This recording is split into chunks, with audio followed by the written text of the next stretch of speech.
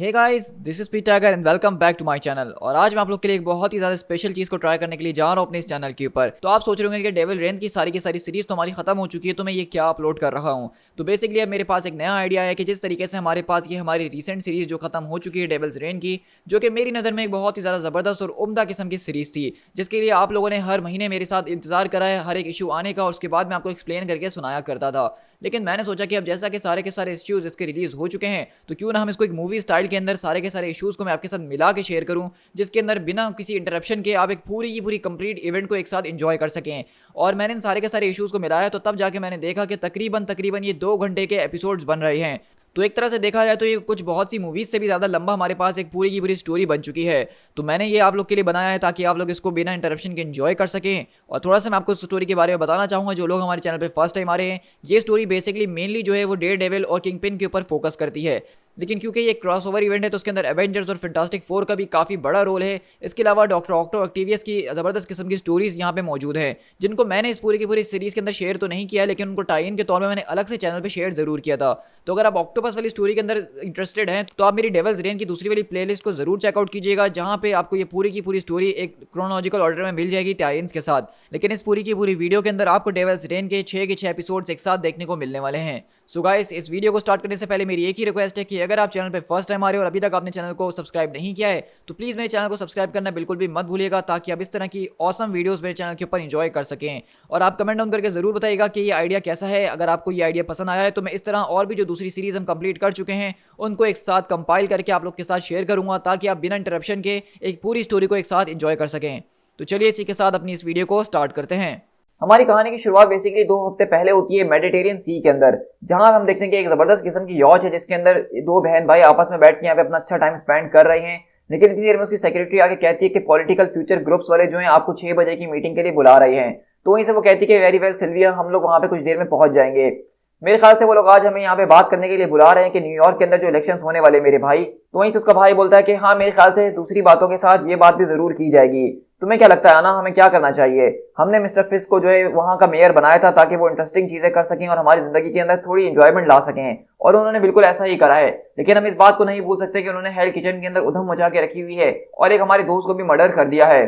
तो इसी तरह मैं आपको बताता चलूं कि यहाँ पे जो दोनों बहन भाई आपको नजर आ रहे हैं, ये एक तरह के बहुत ही ज्यादा पावरफुल पॉलिटिशियंस हैं, जिनके हाथों में सारी की सारी चीजों के कमांड मौजूद होते हैं। तो जैसा कि अगर आपको नहीं पता तो मैं आपको ये भी बताता चलूं कि इस वक्त न्यूयॉर्क सिटी का जो मेयर है वो कोई और नहीं बल्कि विल्सन फिस्क यानी कि किंगपिन है। तो आप पूछेंगे कि ये सब हुआ कैसे, क्योंकि किंगपिन जैसा विलन जो है आखिरकार वो हीरो कैसे बन गया। तो उसके लिए हमें कुछ सालों पहले जाना पड़ेगा, जब यहाँ पे सीक्रेट एम्पायर का इवेंट हुआ था, जब कैप्टन अमेरिका जो है हाइड्रा के एजेंट बन गए थे और पूरी की पूरी रियलिटी को चेंज कर दिया गया था। तो उस वक्त कुछ ऐसा हुआ था कि न्यूयॉर्क सिटी को जो एक अल्टीमेट डार्कनेस के अंदर फंसा दिया गया था। एक तरह की डार्कनेस जो है न्यूयॉर्क सिटी के ऊपर चढ़ गई थी और ना ही उसकी कोई चीज उससे बाहर जा सकती थी और ना ही कोई चीज अंदर आ सकती थी। तो ऐसे में उस सिटी के जो क्रिमिनल्स थे उन्होंने जो है बहुत ज्यादा लूट मार करना शुरू कर दी थी, आम लोगों को बहुत ज्यादा नुकसान पहुंच रहा था। तो तब जो है किंगपिन ने इस बात का फैसला करा था कि वो जो है वहां पे आम लोगों की जानें बचाएगा, क्योंकि वो जानता था कि अगर ये काम अच्छे करेगा इस मुश्किल वक्त के अंदर आके तो उसका सिला बाद में जरूर मिलेगा। तो उसी तरह जब वहां पे आगे चल के इलेक्शन होते हैं तो किंगपिन उसके अंदर खड़ा होता है, और क्योंकि किंगपिन जो है लोगों का दिल पहले ही जीत चुका था तो लोग उसको मेयर बना देते हैं। तो पिछले 3-4 सालों से कॉमिक्स के अंदर न्यूयॉर्क सिटी का जो मेयर है वो किंगपिन ही है, और आज हमें पता चल रहा है कि इसको मेयर बनाने के पीछे जो लोग मौजूद हैं वो चाहते हैं कि अभी भी ये कुछ टाइम मेयर बना ही रहे। लेकिन इसी तरह हम लोग यहाँ से जो है 1 हफ्ते पहले शिफ्ट होते हैं, और यहाँ पे हम किसी और के पास नहीं बल्कि डेयरडेविल यानी मैट मैडॉक के पास शिफ्ट होते हैं, और हम देखते हैं कि वो यहाँ पे बेसिकली जो है किसी और से नहीं बल्कि यहाँ पे किंगपिन से ही मिलने के लिए आया है। इसी तरह हम देखते हैं कि वहाँ पे डेयरडेविल जो है किंगपिन के सामने आता है और कहता है कि आखिरकार तुम हेल्स किचन की सड़कों के ऊपर इतना उथल पुथल क्यों मचा रहे हो? लगता है कि तुम्हें मेरी अटेंशन की जरूरत है, तो मैं तुम्हें वो दे देता हूँ। मेरे ख्याल से तुम्हें इस वक्त अपनी नई दुल्हन के साथ घर पे नहीं होना चाहिए था। लेकिन इसी तरह हम देखते हैं कि वहां पे किंगपिन बहुत ही ज्यादा हमें गुस्से में नजर आ रहा है और एक तरह की फाइल लाके उसके कदमों में लाके फेंक देता है, और वहीं से डेयरडेविल बोलता है कि मेरे पास इन सारी की सारी फजूल चीजों का वक्त नहीं है, ये क्या चीज है, और वैसे भी मैं अपने रीडिंग क्लासेस साथ लेके नहीं आया हूँ। तो वहीं से किंगपिन बोलता है कि अच्छा, अगर ऐसी बात है तो मुझे बताओ कि ये क्या चीज़ है डेयरडेविल? ये कुछ भी नहीं है, लेकिन इसके अंदर कुछ ना कुछ जरूर होना चाहिए था। ये एक फोल्डर जो है वो मेरे सेफ के अंदर रखा गया था, जो मेरा प्राइवेट सेफ था, जिसके अंदर मेरे अलावा कोई और घुस नहीं सकता है। और इस फोल्डर के अंदर एक बहुत ज़्यादा कीमती चीज़ मौजूद थी, जिसके ऊपर लेबल लगा हुआ था कि डेयरडेविल की आइडेंटिटी। लेकिन अब जब मैंने कुछ दिन पहले इस फोल्डर को खोल के देखने की कोशिश करी तो उसके अंदर के जितने भी पेजेस है जिसके अंदर उसकी आइडेंटिटी लिखी हुई थी, अब वो खाली हो चुके हैं या बिल्कुल मीनिंगलेस हो चुके हैं। ऐसा लग रहा है कि ये किसी किस्म का गंदा मजाक है कि कोई मेरी जगह के अंदर, जो कि इतनी ज़्यादा सिक्योर सिक्योर थी और इतनी ज्यादा सीक्रेट थी कि वो घुस नहीं सकता है, उसने वहां पे जाके ये काम किया हो। एक्सेप्ट उन्होंने ये काम नहीं किया है, क्योंकि मैं जानता हूँ कि मेरी सेफ के अंदर कोई नहीं घुसा है। क्या उन्होंने ऐसा किया है? मैं इस बात को फील कर सकता हूँ डेयरडेविल, तुमने मेरे दिमाग के साथ कुछ किया है। आखिरकार तुम हो कौन? तो मैं आपको थोड़ा सा बताता चलूं कि यहाँ पे इस वक्त हो क्या रहा है, क्योंकि आप सब बहुत ही ज्यादा कंफ्यूज होंगे जैसा मैं था पहले। तो यहाँ पे दरअसल हो ये रहा है कि बेसिकली डेयरडेविल की जो सीक्रेट आइडेंटिटी है वो दुनिया भर में सबको पता थी कुछ टाइम पहले तक। यानी कि सब जानते थे कि मैट मैडॉक ही डेयरडेविल है, और इसी तरह किंगपिन भी जानता था इस बात को, और तो उसने अपने पास एक फाइल बना के रखी थी जिसमें उसकी पूरी की पूरी इंफॉर्मेशन मौजूद थी। लेकिन इसी तरह किंगपिन बता रहा है कि अभी कुछ टाइम पहले जब उसने दोबारा उस फोल्डर को चेक करा, उस फाइल को चेक करा, तो उसके पन्ने खाली थे, उसके अंदर कुछ नहीं लिखा था, और ये दुनिया भूल चुकी है कि डेयरडेविल ही मैट मैडॉक है। तो आखिरकार ये क्या हुआ है, किंगपिन यही पूछने के लिए उसके पास आया है। तो इससे पहले एक रिसेंटली एक स्टोरी गई थी डेयरडेविल की इशू नंबर 36 के अंदर, जहाँ पे जो है दरअसल पर्पल मैन उसके कुछ बच्चे वगैरह मौजूद होते हैं, और वो अपने बच्चों को जो है दुनिया भर में जो उसने किए होते हैं उनको जमा करके उनकी पावर्स को अपने अंदर लेना चाह रहा था, ताकि वो बहुत ज़्यादा ताकतवर इंसान बन सके। तो वहीं पे उसी पूरे के पूरे भगदड़ के बीच में जब डेयरडेविल का उससे मुकाबला होता है, तो उसके एंड में जो है बेसिकली पर्पल मैन की पावर इतनी ज़्यादा बढ़ जाती है कि वो किसी को भी कुछ भी भुलवा सकता है। तो डेयरडेविल बेसिकली उसी का इस्तेमाल करते हुए अपनी सीक्रेट आइडेंटिटी को दुनिया भर के सारे लोगों के दिमाग से मिटा देता है, और यही बात किंगपिन को तंग कर रही है। लेकिन इसी तरह हम देखते हैं कि यहाँ पे बेसिकली डेयरडेविल जो किंगपिन को जवाब देता है उससे किंगपिन की बहुत ही ज्यादा हट जाती है, क्योंकि वो कहता है कि सॉरी विल्सन। इसी वजह से तो उसको सीक्रेट आइडेंटिटी कहते हैं कि किसी को पता ना चल सके। और ये बात सुन के हम देखते हैं कि डेयरडेविल बहुत ही ज्यादा गुस्से में आ चुका है। लेकिन इसी तरह हम लोग यहाँ से प्रेजेंट के अंदर शिफ्ट होते हैं, जहां हम देखते हैं कि यहाँ पे मेयर किंगपिन खड़ा हुआ और कहता है कि न्यूयॉर्क सिटी और उसके रहने वालों, मैं ये बताना चाहूंगा कि हमारी सिटी के ऊपर मुस्तकिल एक के बाद एक अटैक ऑफ डिस्ट्रक्शन होते जाते हैं। ये हमारी ग्रेट सिटी जिसको हम खड़ा करने की कोशिश करते रहते हैं, कोई ना कोई ऐसी चीज आती है जो कि आके इसको गिरा देती है, और किसी से मेरा मतलब है सुपर हीरो से। अभी कुछ टाइम पहले जो हमारी पूरी की पूरी अर्थ के ऊपर डार्क एलियंस आ गए थे, जो कि यहाँ पे वो रेफर कर रहा है किंग इन ब्लैक के इवेंट को, तो वो बताता है कि किस तरीके से ये एलियन जो है सबसे पहली बार हमारी अर्थ पे स्पाइडरमैन की वजह से ही आया था। इसके अलावा कुछ टाइम पहले जो आईसी स्टॉर्म्स हमारी दुनिया के भर के ऊपर आ गए थे और हमारी पूरी दुनिया बर्फ की हो चुकी थी, तो वो लोग भी कहीं और से नहीं बल्कि Thor the God of thunder की वजह से आए थे। तो ये सारे के सारे दुश्मन हमारी सिटीज के ऊपर आके अटैक इसीलिए करते हैं क्योंकि हम इन सुपर हीरोज को अपने शहरों में आने की इजाजत देते हैं। हम इन सुपर हीरोज की ताकत के आगे मजबूर हैं, क्योंकि हम उनका कुछ बिगाड़ नहीं सकते हैं। हम उनको जो है खुलेआम इस शहर के अंदर घूमने देते हैं और वो फिर असली रंग हमारे सामने दिखाते हैं। और जब कभी तुम किसी सुपर हीरो को उसके क्राइम के लिए अक्यूज करने की कोशिश करो, जिस तरीके से डेयरडेविल ने कुछ टाइम पहले एक आदमी का मर्डर किया था, तो गवर्नमेंट उनको ये कह के छोड़ देती कि उन्होंने इसकी जगह बहुत ज्यादा लोगों को बचाया भी है, उनको स्पेशल फेवर दिया जाता है। वो जो चाहे अपनी मर्जी से कर सकते हैं, वो टेरर फैला सकते हैं, वो वायलेंस कर सकते हैं, वो डिस्ट्रक्शन कर सकते हैं, लेकिन उनको रोकने वाला कोई नहीं है। लेकिन अब से ये कहानी इस तरह से नहीं चलेगी, क्योंकि अब न्यूयॉर्क सिटी के अंदर कुछ टाइम के बाद ही मैं जो हूँ एक लॉ पास करने वाला हूँ। मैंने अपने जबरदस्त किस्म के वकीलों के साथ बैठ के एक ड्राफ्ट को पास करवाया है, जिसका नाम है द पावर्स एक्ट। जैसा कि अभी आप जानते ही होंगे कि फेडरल लेवल के ऊपर कुछ टाइम पहले एक और लॉ को पास किया गया था, जिसके अंदर जो कोई भी सुपर हीरो 21 साल से नीचे का है तो वो अपनी पावर्स को खुलेआम इस्तेमाल नहीं कर सकता है। मैंने इस बात का अंदाजा लगाया कि सुपर हीरो चाहे छोटे हो या बड़े हो, लेकिन हम उनको ऐसे खुलेआम घूमने नहीं दे सकते हैं। ये सारे के सारे सुपर ह्यूमंस हमारे लिए ही सबसे बड़ा खतरा है, ना कि ये हमें बचा रहे हैं। मैं तुम सारे सुपर हीरोज को बता देना चाहता हूँ कि तुम लोग हमसे बेहतर नहीं हो, क्योंकि इस शहर के अंदर रहने वाले लोग वो बहुत ही ज्यादा मेहनत से काम करते हैं, वो अपने लिए घर बनाते हैं, अपने बच्चों की परवरिश करते हैं, लेकिन तुम्हारी वजह से उनके घर बर्बाद हो जाते हैं। अब ये सिकनेस और ज्यादा नहीं फैल सकती हमारी सोसाइटी के अंदर। अगर तुम सोसाइटी की मदद करना चाहते हो तो इसका पार्ट बन के करो, इससे ऊपर उठ के नहीं। तो इसी तरह आप देख रहे हैं कि बेसिकली यहाँ पे किंगपिन ने आज एक तरह का नया लॉ पास करवाया है, क्योंकि वो सिटी का मेयर है कि अब कोई भी सुपर हीरो जो है वो खुलेआम काम नहीं कर सकता है। तो बेसिकली यहाँ पे बिल्कुल सब कुछ वैसा ही हो रहा है जिस तरह से सिविल वॉर के शुरू में हो रहा था, और ये सब मेयर फिस्क इसीलिए कर रहा है क्योंकि उसकी डेयरडेविल से हट चुकी है। वो हीरोज को जो है बर्बाद करना चाहता है, क्योंकि उसको लगता है कि डेयरडेविल ने उसके दिमाग के साथ कोई छेड़छाड़ करी है। उसी तरह हम देखते हैं कि वहां से विल्सन फिस्क अंदर की तरफ चले जाता है और वो किसी बात का कोई जवाब नहीं देता है। तो वहीं से उसकी जो दुल्हन होती है वो कहती है, विल्सन क्या तुम इस बारे में श्योर हो कि ये एक अच्छा आइडिया है? देखो मुझे लड़ाई से कोई मसला नहीं है, लेकिन मैं इस बात को जानती हूँ कि वो लोग तुम्हारे पीछे जरूर आएंगे। तो वहीं से किंगपिन बोलता है कि मैरी माय डियर, अगर वो आते हैं तो उनको आने दो, मैं उनको अच्छी तरीके से निपटा दूंगा। उसी तरह हम यहाँ से अगले पल न्यूज के अंदर शिफ्ट होते हैं, जहाँ पे हर तरफ पावर एक्ट की चर्चा चल रही है। और इसी तरह यहाँ पे हम जर्नलिस्ट बता रहे होते हैं कि किस तरीके से सुपर हीरो बैंड जो है इस सिटी के अंदर लगना शुरू हो चुका है। लेकिन क्या इस सूट को जो है पूरी की पूरी कंट्री के अंदर फॉलो किया जाएगा, इस बारे में अभी तक प्रेसिडेंट ने अपना कोई भी बयान नहीं दिया है। इसी तरह हम टोनी स्टार्क के पास शिफ्ट होती है, जो कि कहता है कि हम लोग इस रोड के ऊपर पहले भी चल चुके हैं, एक बार पहले भी सुपर हीरोज के ऊपर रिस्ट्रिक्शंस लगाने की कोशिश की गई थी। तो वहीं से टोनी बोलता है कि हम इससे पहले भी इस रोड के ऊपर चल चुके हैं। सुपर हीरोज का एक पर्पस है जिसके लिए वो बनाए गए हैं, उनको जो है काम करना है ताकि वो न्यूयॉर्क और इस पूरी की पूरी दुनिया के लोगों को सर्व कर सकें, और वो बार बार हमेशा ऐसा ही करते आए हैं। ये एक बहुत ज्यादा डेस्परेट मूव है जो कि गैंगस्टर की तरफ से लिया गया है, क्योंकि बहुत जल्द उसका पॉलिटिकल एजेंडा जो है वो खत्म होने वाला है, उसको दोबारा इलेक्शन के अंदर खड़ा होना होगा। तो इसलिए वो लोगों का दिल जीतने के लिए सब कुछ कर रहा है। और इसी तरह हम अगले पल देखते हैं कि यहाँ पे बेसिकली एक नए थंडरबोल्ट यूनिट को जो है स्पेशलाइज किया गया है ताकि वो इस तरह के सुपर ह्यूमन थ्रेट से मुकाबला कर सके। तो यहाँ से बिल्कुल जो है मुझे सिविल वॉर वाली फीलिंग आ रही है, क्योंकि सिविल वॉर ही वो इवेंट है जिसके अंदर सबसे पहली बार थंडरबोल्ट्स को इंट्रोड्यूस करवाया गया था जब वो विलन्स की मदद ले रहे थे हीरोज को कैप्चर करने के लिए। तो यहाँ पे भी कुछ उसी तरह की स्पेशलाइज टीम्स वगैरह बनाई जा रही हैं। इसी तरह हम देखते हैं कि यहाँ पे कुछ लोग यानी कि नॉर्मल पीपल जो हैं वो भी अपने यहाँ पे जो है ओपिनियन शेयर कर रहे होते हैं कि किस तरीके से डेयरडेविल ने एक आदमी का मर्डर करा और उसको कोई सजा नहीं हुई, तो ये बात सही नहीं है। लेकिन इसी तरह हम लोग यहाँ से इंटरनेशनल रिस्पॉन्सेज के ऊपर जाते हैं, जहाँ पे स्टॉर्म जो कि क्राकोआ से बात कर रही है और कहती है कि क्राकोआ को जो इस वक्त ह्यूमन लॉस के ऊपर कोई भी इंटरेस्ट नहीं है। म्यूटेंट जो है वो एक डिप्लोमेटिक ह्यूमैनिटी के अंदर मौजूद है, तो इसलिए तुम लोगों के लिए बेहतर यही होगा कि किसी म्यूटेंट के ऊपर इस लॉ को ना लगाओ।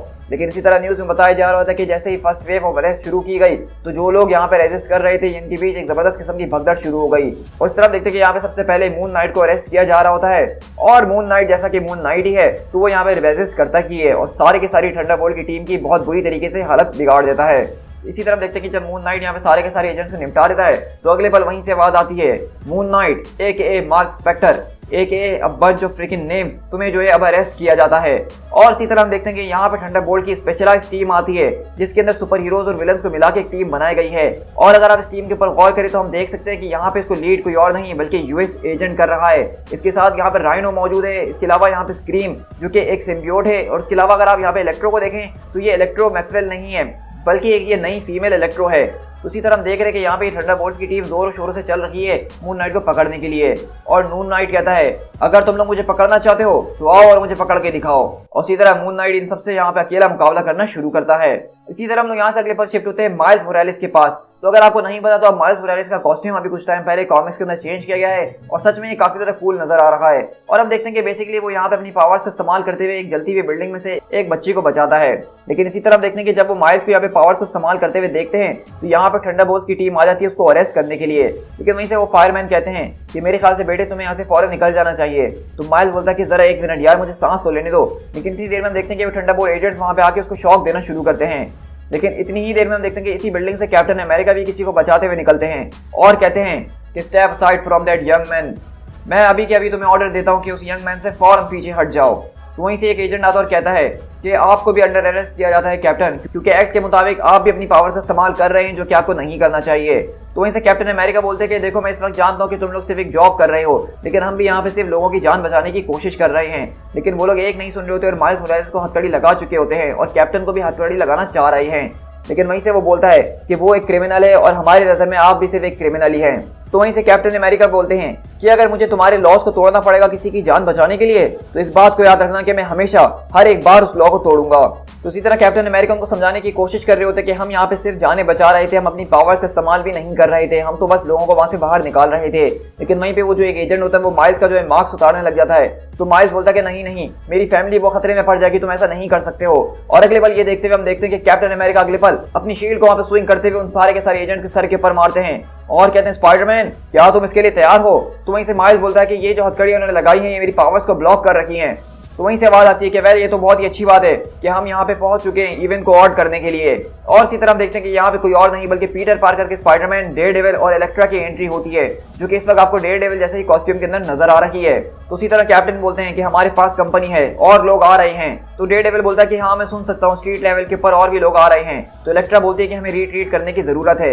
इसी तरह देखते हैं कि वो लोग सबवे का इस्तेमाल करते हुए वहाँ पे गटर के जरिए नीचे जाते हैं। और वहीं से डेयरडेविल बोलता है कि हमें 100 मीटर तक स्ट्रेट चलना है, उसके बाद लेफ्ट साइड पे एक डोर है जहाँ पे यूटिलिटी रूम मौजूद है, हम कुछ घंटों तक वहाँ पे छुप के रह सकते हैं। तो वहीं से पीटर बोलता है कि हाँ मैं समझ गया हूँ मैंने कभी इस बारे में सोचा नहीं था कि विल्सन फिस्क इतना खतरनाक किस्म का एक क्रेजी मेयर साबित होगा हमारे लिए। लेकिन ये जो कुछ भी करने की कोशिश कर रहा है ये तो सच में बहुत ज्यादा वाइल्ड है, आखिरकार वो ये सब कर क्यों रहा है। तो वहीं से हम देखते हैं कि डेयरडेविल बोलता है कि क्योंकि ये सब मेरी वजह से हो रहा है, इसमें मेरी गलती है। तो इलेक्ट्रा बोलती है कि नहीं ये तुम्हारी वजह से नहीं हो रहा है, अपने आप को पागल मत बनाओ। तो माइल्स बोलता है कि क्या मतलब, ये सब कैसे हो रहा है, तुम्हारा इसमें क्या लेना देना है। तो वहीं से डेयरडेविल बोलता है कि मेरी आइडेंटिटी जिस तरह से तुम्हारी एक सीक्रेट है उस तरह से मेरी कभी हुआ नहीं करती थी, लेकिन मैंने जेबेदिया किलग्रेव के बच्चों का इस्तेमाल करते हुए इस पूरी की दुनिया को भुलवा दिया कि मैं ही डेयरडेविल हूँ। तो वहीं से वो बोलता है कि जरा एक मिनट, तुम कह रहे हो कि पर्पल मैन के बच्चे मौजूद हैं और वो माइंड कंट्रोल भी कर सकते हैं। तो वहीं से वो बोलता है कि हाँ उसके बच्चे हैं और वो माइंड कंट्रोल कर सकते हैं। और फिस्क इस बारे में जान चुका है कि उसके दिमाग के साथ कुछ गड़बड़ है, क्योंकि उसको मेरी आइडेंटिटी पहले पता थी और वो समझ चुका है कि मैंने उसके दिमाग से बुलवाने की किसी तरीके से कोशिश करी है और इस सब के अंदर मेरी गलती है, क्योंकि मैं उसको उस दिन वहाँ पे चढ़ा कर आया था जब मेरा उससे सामना हुआ था। मुझे शायद ऐसा नहीं करना चाहिए था, मैं शायद उसको ये कह देता कि ये सब मैंने करे तो ये कभी ना होता। तो वहीं से कैप्टन अमेरिका बोलते कि नहीं, तुम बस ये सोच रहे हो क्योंकि ऐसा कभी हुआ नहीं है, क्योंकि अगर तुम फिस्क को ना भी बताते या सब कुछ बता भी देते तो तब भी कुछ नहीं बदलता। फिस्क एक घटिया इंसान है जो कि हमेशा से ऐसे काम करने के लिए ही बना था, तुम चाहे कुछ भी करने की कोशिश क्यों ना कर ले, फिस्क अपना असली रंग जरूर दिखाता। तो इसी तरह कैप्टन अमेरिका बोलते देखो मैं तुम सबके बारे में नहीं जानता कि तुम लोग इस वक्त क्या सोचे हो और क्या नहीं, लेकिन अगर जब तक फिस्क जैसा मॉन्स्टर इस सिटी के अंदर मौजूद है तो मैं तो खामोशी से नहीं बैठने वाला हूँ। तुम्हें जो है उसके सामने हार मानने की कोई जरूरत नहीं है डेयरडेविल, आज नहीं और कभी भी नहीं, बिकॉज अगर तुमने हार मान ली तो वो सब कुछ हासिल कर लेगा जो कि वो चाहता है। और इसी तरह यहाँ से अगले पल शिफ्ट होते हैं बैक्स्टर बिल्डिंग के अंदर और अब देखते हैं कि बैक्स्टर बिल्डिंग के ऊपर भी यहाँ पे कुछ जो है एजेंट्स वगैरह यहाँ पे आना शुरू हो चुके हैं होमलैंड सिक्योरिटी की तरफ से, और कह रहे हैं कि हम बैक्स्टर बिल्डिंग की मुकम्मल तौर पे छानबीन करना चाहते हैं क्योंकि आपके पास वेपन्स ऑफ मास डिस्ट्रक्शन मौजूद हैं और हमारे पास परमिशन है कि हम उसको इन्वेस्टिगेट करके सिक्योर कर सकते हैं। लेकिन वहीं से हम देखते हैं कि रीड एजेंट बताते हैं कि अपॉलॉजीज, मुझे माफ कीजिएगा एजेंट वेंस, लेकिन हमारा जो है गवर्नमेंट के साथ एक एग्रीमेंट हुआ है, क्योंकि हमने इतनी बार इस अर्थ को बचाया है तो गवर्नमेंट ने हमें इस बात की छूट दी हुई है कि इस लैब के अंदर हम जो चाहें कर सकते हैं, बस इसका असर किसी और के ऊपर नहीं होना चाहिए। लेकिन इसी तरह हम देखते हैं अगले पल वहां पे जबरदस्त किस्म के टेंटिकल्स आते हैं और वो दोनों मिस्टर फैंटास्टिक और मिस फैंटास्टिक के गले में लाके कॉलर को बांध देते हैं और वो कहता है कि पावर डैम्पर्स, जो कि बहुत जरूरी हो गए आजकल के जमाने के अंदर ताकि तुम अपनी पावर को इस्तेमाल ना कर सको। उसी तरह देखते हैं कि यहाँ पे कोई और नहीं बल्कि ऑक्टेवियस, जो कि अब थंडरबोल्ट का हिस्सा बन चुका है, वो यहाँ पे उनको पकड़ने के लिए आया है और कहता है लगता है कि तुम भी अब फिस्क के टुकड़ों पे पलना शुरू हो चुके हो ऑटो। तो कहता है कि मैं बस अभी यहाँ पे अपना काम करने के लिए आया हूँ क्योंकि रिसेंटली हमें इस बारे में पता चला है कि तुम अपने लैब के अंदर कोई जबरदस्त चीज बनाने की कोशिश कर रहे हो। तुम्हारा भले गवर्नमेंट के साथ कोई भी एग्रीमेंट क्यों ना हुआ हो, लेकिन अब रूल्स बदल चुके हैं, अब मेरे पास कोई चॉइस नहीं है, या तो तुम्हें शांति से मेरे साथ चलना होगा या फिर हम दूसरे तरीके से भी इसको कर सकते हैं। लेकिन इसी तरह हम देखते हैं कि वहां से सूजन अगले पल बोलती है कि हाँ जैसा कि मैं इतनी आसानी से आने वाली हूं ना, और अगले पल वो वहां पे कंप्यूटर के पास जाके फौरन से एक बीव दबाती है और कहती है कि ban Johnny this is code X7, code X7। और इसी तरह हम देखते हैं कि बैक्स्टर बिल्डिंग के अंदर ऊपर जो है वहाँ पे बैन और जॉनी यहाँ पे मौजूद होते हैं वैलेरिया और फ्रैंकलिन के साथ। तो ये सुन के बैन बोलता है कि ये तो बहुत ही ज्यादा बुरा है, कोड X7 बहुत ज्यादा बेकार है। और अगले बार हम देखते हैं कि वहां पे जब वो लोग समझने की कोशिश कर ही देते हैं, अचानक वहां पे थंडरबोल्ट के गार्ड्स आके यहाँ पे अंधाधुंध फायरिंग शुरू कर देते हैं। लिटरली वो लोग यहाँ पे बच्चों के ऊपर फायरिंग करना स्टार्ट कर चुके हैं। तो ये देख के बैन का आपा खो बैठता है और कहता है कि तुम बच्चों के ऊपर अटैक कर रहे हो, तुम्हारा क्या दिमाग खराब हो चुका है। लेकिन इसी तरह हम देखते हैं कि वैन बोलता है कि आज तुम्हारी किस्मत अच्छी है क्योंकि मेरे पास यहाँ पे एक रिस्पॉन्सिबिलिटी इन बच्चों को बचाने की, वरना मैं तुम्हारी ऐसी शामत बुलाता कि तुम कभी भूलते नहीं। हैंग ऑन किड्स, हमें यहाँ से निकलना होगा। और अगले बार हम देखते हैं कि बैन और जॉनी वहां से जो है उस बैक्स्टर बिल्डिंग के शीशे तोड़ते हुए वहां से बाहर निकलते हैं और बैन वहां से उनको अपनी एक व्हीकल के अंदर लेते हुए फौरन बाहर निकलता है। तो आप देख रहे हैं कि सिचुएशन कितनी जल्दी कितनी ज्यादा अगली होते हुए नजर आ रही है। और इसी तरह हमारी कहानी आज यहाँ पे जो है लूक केज और जेसिका जोन्स के पास शिफ्ट होती है, जिनके साथ उनकी बेटी भी मौजूद है। तो काफी टाइम हो गया था हमने लूक केज और जेसिका जोन्स को इस तरीके से नहीं देखा था। तो जेसिका पूछती है क्या और भी लोग अरेस्ट किए जा रहे हैं। तो लूक बोलता है कि देख के तो ऐसा ही लगता है कि वो लोग मून नाइट को पकड़ चुके हैं और ये मामला और भी ज्यादा बिगड़ने वाले हैं। तो जेसिका बोलती है कि well no offence to other guys, लेकिन मैं शायद इसी वजह से कभी कॉस्ट्यूम पहनना पसंद ही नहीं करती थी हमें, क्योंकि सिटी के अंदर ऐसे रहना है जैसे हम बिल्कुल नॉर्मल पीपल हैं। लेकिन अचानक हम अगले पल देखते हैं कि यहाँ पे एक जबरदस्त किस्म की बस के अंदर धमाका होता है जिससे वो पूरी की पूरी बस जो है वो गाड़ी के ऊपर गिर जाती है और वहां पे लोग चिल्ला रहे होते हैं। लेकिन ये देख के लूक वहां पे बिल्कुल भी नहीं रुकता एक सेकंड के लिए और अगले पल वो अपने हुडी पहनते हुए वहां पे जाता है उस बस से और जेसिका भी वहां पे आती है उस आदमी को बचाने के लिए। लेकिन हम देखते हैं कि तभी यहाँ पे कोई और नहीं बल्कि यहाँ पे हम देखते हैं कि शॉकर पहुंच चुका है जो कि इस वक्त थंडरबोल्ट का हिस्सा है और वो यहाँ पे ऑलरेडी नाइट हॉक को पकड़ रहा होता है जिसकी वजह से डिस्ट्रक्शन हुई थी और कहता है कि अब थंडरबोल्ट ने सब कुछ अंडर कंट्रोल कर लिया है और अब मेरे लिए एक और फेवर करो कि अपने हाथ में ये फौरन से हथकड़ियां लगा लो। और अगले पल वो लूक केज को वो हथकड़ियां देता है, लेकिन लूक केज जेसिका की तरफ देखता है और उन हथकड़ियों को अपने हाथों से ही क्रश कर देता है और कहता है कि तुम जाओ भाड़ में शॉकर। तो वहीं से शॉकर बोलता है कि ऑल राइट, लगता है कि तुम्हें मुश्किल तरीके से करना ज्यादा पसंद है। और इसी तरह देखते हैं कि शॉकर वहां पे अपने ब्रेसलेट्स के जरिए अपने गॉन्लेट्स के जरिए वहां पे जबरदस्त किस्म की एक शॉक वेव फैलाता है। लेकिन हम देखते हैं कि यहीं से जेसिका को भी गुस्सा आता है और अगले पल वो वहां पे लोगों को बचाने की कोशिश करती है और वहीं से लूक केज सीधा उसके पास आके उसके गॉन्लेट्स को बर्बाद कर देता है। और इसी तरह हम देखते हैं कि वहां पे जेसिका और लूक केज भी अब इस पूरे के पूरे मसले के अंदर ना चाहते हुए भी फंस चुके हैं क्योंकि वो सिर्फ एक इनोसेंट की मदद कर रहे थे। तो आप देख रहे हैं कि यहाँ पे सिचुएशन को कितना खराब बनाया जा रहा है और न्यूज के अंदर भी इनकी फुटेज चलना शुरू हो चुकी है। तो वहीं से हम देखते हैं कि लूक केज बोलता है शॉकर को, वेल अब तुम्हें एक नया बैज मिल चुका है, ये तो काफी अच्छी बात है, तुम्हें मुबारक हो इसके लिए, क्योंकि तुम पहले सिर्फ एक ट्रैश हुआ करते थे लेकिन अब तुम एक ऑफिशियल ट्रैश हो चुके हो। और इसी तरह हम देखते हैं कि वहां पे वो शॉकर और सारे के सारे थंडरबोल्ट्स की टीम की सही तरीके से शामत बुलाते हैं। लेकिन यहीं पे सारे के सारे लोग ये सारी चीजें अपने मोबाइल्स वगैरह पे रिकॉर्ड कर ही रहे होते हैं। तो ये देख के वहां पे लूक केज और जेसिका एकदम परेशान हो जाते हैं। लेकिन वहीं से हम देखते हैं कि केज खड़ा होता है और कहता है कि ये सब कुछ ठीक नहीं है। विल्सन वेस्ट जो है वो एक गैंगस्टर और एक बहुत बड़ा फूल है, एक छोटा आदमी जो कि बड़ा बनने की कोशिश करता है। उसके हाथ में पावर लग चुकी है तो वो अब दिखाने की कोशिश कर रहा है कि वो क्या कर सकता है, और इसीलिए वो मुझे और मेरे दोस्तों को तंग करने की कोशिश कर रहा है। ये सब कुछ जो सुपर हीरोज के बारे में नहीं है, बल्कि ये एक आदमी जो कि अपनी पावर दिखाने की कोशिश कर रहा है कि उसके हाथों में सब कुछ है। वो तुम लोगों को इस तरह से बताने की कोशिश कर रहा है कि अगर उसने ये सब ना करा तो तुम लोग एक बहुत बड़ी मुश्किल में फंस जाओगे। लेकिन असली मुश्किल में वो इस वक्त फंसा हुआ है क्योंकि उसकी पावर उसके हाथों से निकल रखी है। उसको अपनी पावर को मजबूत करने के लिए ये सब करना पड़ रहा है ताकि लोग उसके ऊपर विश्वास कर सके। देखो, मैं कोई कैप्टन अमेरिका या मिस्टर फैंटास्टिक तो नहीं हूं, मैं सिर्फ एक आम सा न्यूयॉर्क में रहने वाला इंसान हूं जो कि अपनी जिंदगी खुशी से गुजार रहा हूं। लेकिन अगर मैं किसी को मुसीबत में देखता हूं तो मैं ठीक वही करता हूं जो कि दूसरे न्यूयॉर्कर को करना चाहिए, मैं उसकी मदद करता हूं। और अगर मेयर फिस्क जो है मुझे रोकना चाहता है तो वो आए और आके ट्राई कर सकता है। और इसी तरह हम देखते हैं कि यहाँ पे बेसिकली लूक केज ने पूरी की पूरी दुनिया के सामने एक खुलेआम धमकी दे दी है मेयर फिस्क को कि उसको जो उखाड़ना है वो आके उखाड़ ले। इसी तरह हम देखते हैं कि लूक और जेसिका घर पे आके अपना बोरिया बिस्तर बांधना शुरू करते हैं और वो लोग समझ चुके हैं कि अब वो लोग जो इस बड़ी सी मुश्किल में फंसने वाले हैं, क्योंकि उसने धमकी तो दे दी है जोश में आके, लेकिन ये इनके लिए जो इतना ज्यादा आसान नहीं होने वाला। आगे से हम इनके लिए रास्ते जो है वो और से और मुश्किल होने ही वाले हैं। तो इसी तरह हम देखते हैं कि जेसिका और लूक अपना बोरिया बिस्तर बांध के अपनी बेटी को बाहर निकलते हैं। लेकिन हम देखते हैं कि तभी उनके घर के बाहर एक लैम्बोर्गिनी खड़ी होती है जहां से एक आदमी निकल के बोलता है कि हमें उनको रोकना होगा। तो केज बोलता है कि टोनी, आखिरकार तुम यहाँ पे क्या कर रहे हो? और जेसिका बोलती है कि अगर तुम्हें छुपने का इतना ही ज्यादा शौक है तो कम से कम दूसरी गाड़ी तो उठा लेते। तो इसे टोनी स्टार्क बोलता है कि देखो, मैं बस इतना जानता हूँ कि हमें फिस्क को जो है गिराना ही होगा। तो वहीं से जेसिका बोलती है कि श्योर, मैं भी यही चाहती हूँ, लेकिन हम ये सब करेंगे कैसे, क्योंकि इस वक्त सारी की सारी पावर उसके पास मौजूद है और डेमोक्रेसी का नाम तो इस वक्त हम ले भी नहीं सकते हैं। तो टोनी बोलता है कि तुमने बिल्कुल ठीक कहा कि इस वक्त हम लोग जो है अपनी आवाज जितनी भी उठा लें उससे कोई फर्क नहीं पड़ने वाला है। हमें अगर उसको मुकाबला ले रहे हैं तो हमें उसके लेवल पे आना पड़ेगा, और ये हम करेंगे बिल्कुल ओल्ड फैशन वे के अंदर, यानी कि बहुत सारे पैसे और एक कैंडिडेट के साथ, क्योंकि अब जो हूँ मैं मेयर की रन के लिए खड़े होने वाला हूँ। तो उसी तरह हम देख रहे हैं कि बेसिकली टोनी स्टार्क का ये प्लान है कि वो विल्सन फिस्क को इस तरह मुकाबला करके नहीं हरा सकते हैं, क्योंकि अगर वो ऐसा करते रहेंगे तो दुनिया की नजर में वो बर्बाद और बदनाम होते ही रहेंगे। तो इसलिए यहाँ पे टोनी स्टार्क के पास क्योंकि ऑलरेडी बहुत ज्यादा पैसा है, लोग उसको वैसे बहुत ज्यादा पसंद भी करते हैं, तो क्यों ना वही मेयर की सीट के लिए खड़ा हो जाए।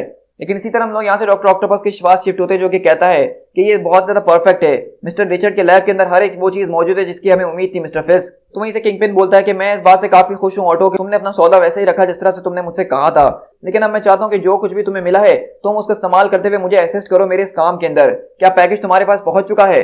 तो उसी तरह हम देखते हैं कि बेसिकली यहाँ पे डॉक्टर ऑक्टोपस जो है अब वो मिस्टर फैंटास्टिक की पूरी लैब को हथिया चुका है, उनके सारी की सारी चीजों के ऊपर कब्जा कर चुका है और कहता है कि हाँ, तो वहीं से वो कहता है कि हाँ, वो पैकेज मेरे पास पहुंच चुका है। और इसी तरह हम देखते हैं कि अगले पल यहाँ पे किंगपिन के सामने कोई और नहीं बल्कि पर्पल मैन मौजूद है जिसको उसने कैद करके रखा हुआ है, और वहां से चिल्ला रहा होता है कि मुझे यहाँ से बाहर निकालो। तो किंगपिन बोलता है कि हम दोनों को अकेला छोड़ दिया जाए। तो वहीं से पर्पल मैन बोलता है कि फिस्क, मुझे इसके बारे में पता होना ही चाहिए था, तो ये बताओ कि आखिरकार तुमने मुझे जेल से बाहर क्यों निकाला? क्या मेरा लॉयर यहाँ पे आज आने वाला है जो कि मेरा केस लड़ने वाला है? और अगले बार हम देखते हैं कि वहां पे उसके हाथ में एक फाइल मौजूद होती है और कहता है किंगपिन, क्या तुम जानते हो कि ये मेरे हाथ में क्या चीज मौजूद है? ये पावर है। ये एक बहुत ज्यादा कॉमन मिसकंसेप्शन है पावर के बारे में कि लोग समझते हैं कि जिसके पास स्ट्रेंथ है, जिसके पास भारी मुक्के हैं, वही सबसे ज्यादा ताकतवर है, लेकिन असल पावर वो नहीं है। मेरी असल पावर जो है वो उन चीजों के अंदर है जो कि मैं दूसरों के बारे में जानता हूँ, क्योंकि मेरे पास हर किसी के सीक्रेट्स मौजूद हैं और उनका इस्तेमाल करते हुए ही मैं उनसे कुछ भी करवा सकता हूँ, और मेरी सबसे बड़ी पावर यही है। ओवर द पास्ट डेकेड मैंने उन सारे के सारे लोगों की फाइल्स को जमा करके रखा हुआ है जो कि मेरे लिए मैटर करते हैं, चाहे वो मेरे दोस्त हो या मेरे दुश्मन हो या वो लोग हो जो कि मुझे आगे जाके कंपटीशन दे सकते हैं, सीक्रेट आइडेंटिटीज हो या उनके बैंक अकाउंट के खाते ही क्यों ना हो, या उनके घर वाले या उनके प्यारे ही क्यों ना हो जिनसे वो प्यार करते हैं। और अब मैं इस वक्त एक ऐसी पोजीशन के अंदर मौजूद हूँ कि मैं उन सारी की सारी चीजों का इस्तेमाल करते हुए, जो इनकी इन्फॉर्मेशन मेरे पास मौजूद है उसका इस्तेमाल करते हुए मैं उनसे कुछ भी करवा सकता हूँ। लेकिन अब जो हूँ मैं उन सारे के सारे लोगों की हर एक चीज को इस्तेमाल कर रहा हूँ जिसको भी मैं इस्तेमाल कर सकता हूँ, क्योंकि अब मैं अपने एंड गेम के अंदर आ चुका हूँ। लेकिन तुम्हारे बारे में एक बहुत ही फनी बात है पर्पल मैन कि तुम्हारी फाइल के अंदर ऐसा कुछ भी नहीं है जो कि मैं तुम्हारे खिलाफ इस्तेमाल कर सकूं। तुम्हारे बच्चे वो मर चुके हैं और तुमसे कोई प्यार करने वाला भी नहीं है। देखा जाए तो तुम्हारी जिंदगी में कोई है नहीं जिसके खिलाफ मैं तुम्हें भड़का के इस्तेमाल कर सकूं। तो वहीं से पर्पल मैन बोलता है कि तुम जाओ बाहर में फिस्क, मुझे किसी की कोई जरूरत नहीं है, क्योंकि अपने लिए मैं अकेलौता ही काफी हूँ। इस पिंजरे को खोलो तो मैं तुम्हें बताता हूँ कि आखिरकार मैं तुम्हारे साथ क्या क्या कर सकता हूँ और क्या नहीं। और उसी तरह अगले पल हम देखते हैं कि किंगपिन उसके वहां का प्रिजन का दरवाजा खोल देता है और कहता है देयर वी गो, चलो तुमने मेरे लिए दरवाजा तो खोल दिया, अब मेरे लिए एक और फेवर करो बिग बॉय कि अपने आप को जान से मार डालो। लेकिन इससे पहले हम देखेंगे वहां पे पर्पल मैन उसको ऑर्डर देके उसको मरवा सके। वहां पे किंगपिन उसका गला पकड़ लेता है और कहता है नहीं नहीं ज़ेबिदिया, इस बात को अब जान लो कि तुम्हारा माइंड कंट्रोल अब मुझ पे काम नहीं करेगा, क्योंकि मेरी विल अब बहुत ही ज़्यादा स्ट्रांग हो चुकी है। लेकिन मैं इस बात को जरूर जानता हूँ कि तुम्हारी बातें जो हैं वो दूसरों के ऊपर बहुत ज़्यादा असरदार हैं और तुम किसी को भी अपने वश में कर सकते हो, उनसे कुछ भी करवा सकते हो। क्या गिफ्ट है तुम्हारे पास। लेकिन अफसोस के साथ तुमने इस तोहफे को आज तक कैद करके रखा हुआ था, पर अब सब वक्त आ चुका है कि इस तोहफे को कोई और पोजेस करे जो कि तुमसे ज्यादा वर्दी हो, जो कि इस तोहफे को इस्तेमाल कर सके एक बेहतर दुनिया बनाने के लिए। और इसी तरह हम देखते हैं कि यहाँ पे अगले पल विल्सन फिस्क जो है वो बेसिकली पर्पल मैन का यहाँ पे काम तमाम कर देता है, यानी कि उसको जान से मार देता है। और इसी तरह हम अगले पल देखते हैं कि यहाँ पे हमें कुछ पोस्टर नजर आ रहे हैं जिसके ऊपर लिखा हुआ है फिस्क फॉर प्रेसिडेंट। तो बेसिकली यहाँ पे विल्सन फिस्क का जो प्लान है वो ये है कि वो पर्पल मैन की पावर्स का इस्तेमाल करते हुए सारी की सारी दुनिया का माइंड कंट्रोल या पूरे के पूरे अमेरिका का माइंड कंट्रोल करना चाहता है, और अपने आप को मेयर नहीं बल्कि मेयर से बड़ा प्रेसिडेंट बनाना चाहता है पूरे के पूरे यूनाइटेड स्टेट्स ऑफ अमेरिका का। और यहीं पे उसने जो है साथ साथ सुपर हीरो से भी पंगा ले लिया है अपनी थंडरबोल्ट्स की टीम की मदद से। तो आप देख रहे हैं कि किस तरह से किंगपिन ने इस पहले इशू के अंदर ये बात को प्रूव कर दिया है कि क्यों वो मार्वल का जो है सबसे ज्यादा डेडलीस्ट और खतरनाक किस्म का विलन माना जाता है। तो आपने इस बात का अंदाजा लगा ही लिया होगा इस पहले इशू के साथ ही कि किंगपिन को मार्वल का सबसे ज्यादा बेस्ट विलन क्यों माना जाता है, और ये बहुत ज्यादा अंडररेटेड विलन है जिसको अब जाके कुछ हाईलाइट दी गई है। तो मैं यही कहूंगा कि यहाँ से जो सारी की सारी सिचुएशन चल रही है वो बिल्कुल मुझे सिविल वॉर की याद दिला रही है, कि जिस तरह से सुपर हीरो छुपते फिर रहे हैं और एक दूसरे से खिलाफ होकर लड़ रहे हैं, कि इस तरीके से थंडरबोल्ट की टीम को यहाँ पे लेकर आया गया है सारे के सारे सुपर हीरोज को पकड़ने के लिए। बस फर्क इतना है कि सिविल वॉर का जो इवेंट था वो पूरी की पूरी कंट्री के अंदर था, यानी कि लॉ के पास होता ही पूरी की पूरी कंट्री के अंदर कोई भी सुपर हीरो आइडेंटिटी रिवील किए बगैर पावर इस्तेमाल नहीं कर सकता है। और यहाँ पे ये सिर्फ अभी न्यूयॉर्क के अंदर हो रहा है। तो क्या ये न्यूयॉर्क से बाहर जाएगा कि नहीं, इसको हम आगे के इशूज में जानेंगे के लिए, क्योंकि तुम जानते हो ना कि अगर हम नंबर्स के अंदर रहेंगे तो हमारी स्ट्रेंथ ज्यादा रहेगी डैनी। वैसे मैं तुम्हें बस यही बताना चाहता था डैनी कि वंस एन एवेंजर, तो वहीं से डैनी बोलता है कि ऑलवेज एन एवेंजर। हाँ मैं इस बात को अच्छे से जानता हूँ, और मैं भी शायद सोच रहा था कि मुझे कहीं नॉर्थ की तरफ चले जाना चाहिए जस्ट इन केस के अलग लोग मेरे पीछे आते हैं तो मैं उनके हाथों ना लग सकूँ। लेकिन इतनी देर में हम देखते हैं कि जब यहाँ पे आयरन फिस्ट ये सारी बातें कर ही रहा होता है, अचानक उसकी ऑफिस की दीवार टूटती है और हम देखते हैं कि वहां पर थंडरबोल्ट का यूनिट यहाँ पे घुसता है अंदर, जिसको इस वक्त लीड कर रहा है क्रॉस बोन्स, और बोलता है कि अपने हाथ फौरन हवा के अंदर रखो, या फिर अगर तुम्हें नहीं भी रखना तो अच्छी बात है, इसमें काफी ज्यादा मजा आने वाला है। शेरिफ क्रॉस बोन्स आज मुझे यहाँ पे अरेस्ट करने के लिए आए हैं, मतलब सीरियसली इस बात से मेरा डिसीजन बहुत ज्यादा आसान हो चुका है। अगले बार लूक बोलता है कि डैनी आखिरकार वहां पे क्या हो रहा है तुम्हारे साथ, और वहीं से अब आदमी बोलते हैं कि हम तुम्हें आखिरी वार्निंग दे रहे हैं कि अपने हाथ फौरन हवा के अंदर उठाओ वरना हम तुम पे अटैक करेंगे। लेकिन इसी तरह हम देखते हैं कि डैनी रैंड ने इस बात का फैसला कर लिया है कि वो इनके खिलाफ जाएगा ही, क्योंकि यहाँ पे एक तरह का गुंडा, एक तरह का क्रिमिनल जिसने कभी कैप्टन अमेरिका के ऊपर गोली चलाई थी, क्रॉस बोन्स, वो यहाँ पे इसको अरेस्ट करने के लिए आया है। तो ये बात वो कैसे हजम कर सकता है। तो उसी तरह हम देखते हैं कि वहाँ पे जबरदस्त तरीके से उनसे मुकाबला शुरू करता है, लेकिन वहाँ पे जो थंडरबोल्ट से यूनिट होते हैं वो काफी ज्यादा होते हैं और उसको दबोचना शुरू कर देते हैं, और अगले बार उसकी कॉल कट जाती है। तो लूक बोलता है कि यार मुझे समझ में नहीं आ रहा कि हम करें तो क्या करें। तो जेसिका बोलती है क्या हम उसके पास चले उसकी मदद के लिए। तो टोनी स्टार्क को हम देखते हैं कि जो कि इस वक्त इनको अपनी लैम्बोर्गिनी के अंदर ले जा रहा है, वो कहता है कि यार वो हमसे तकरीबन इस वक्त 30 ब्लॉक्स अवे है और मेरे पास इस वक्त कोई जेट भी मौजूद नहीं है, और दूसरी बात कि मेरे सारे के सारे सूट्स को गवर्नमेंट ऑफिशियल्स ने जो है अपने कब्जे में ले लिया है। तो मुझे ऐसा नहीं लगता कि हम आज डैनी की कोई मदद कर सकते हैं, और अगर हमें डैनी और अपने दोस्तों की इसी तरह से मदद करनी है तो हमें फौरन जो स्टीव रॉजर्स और बाकियों के पास पहुंचना होगा।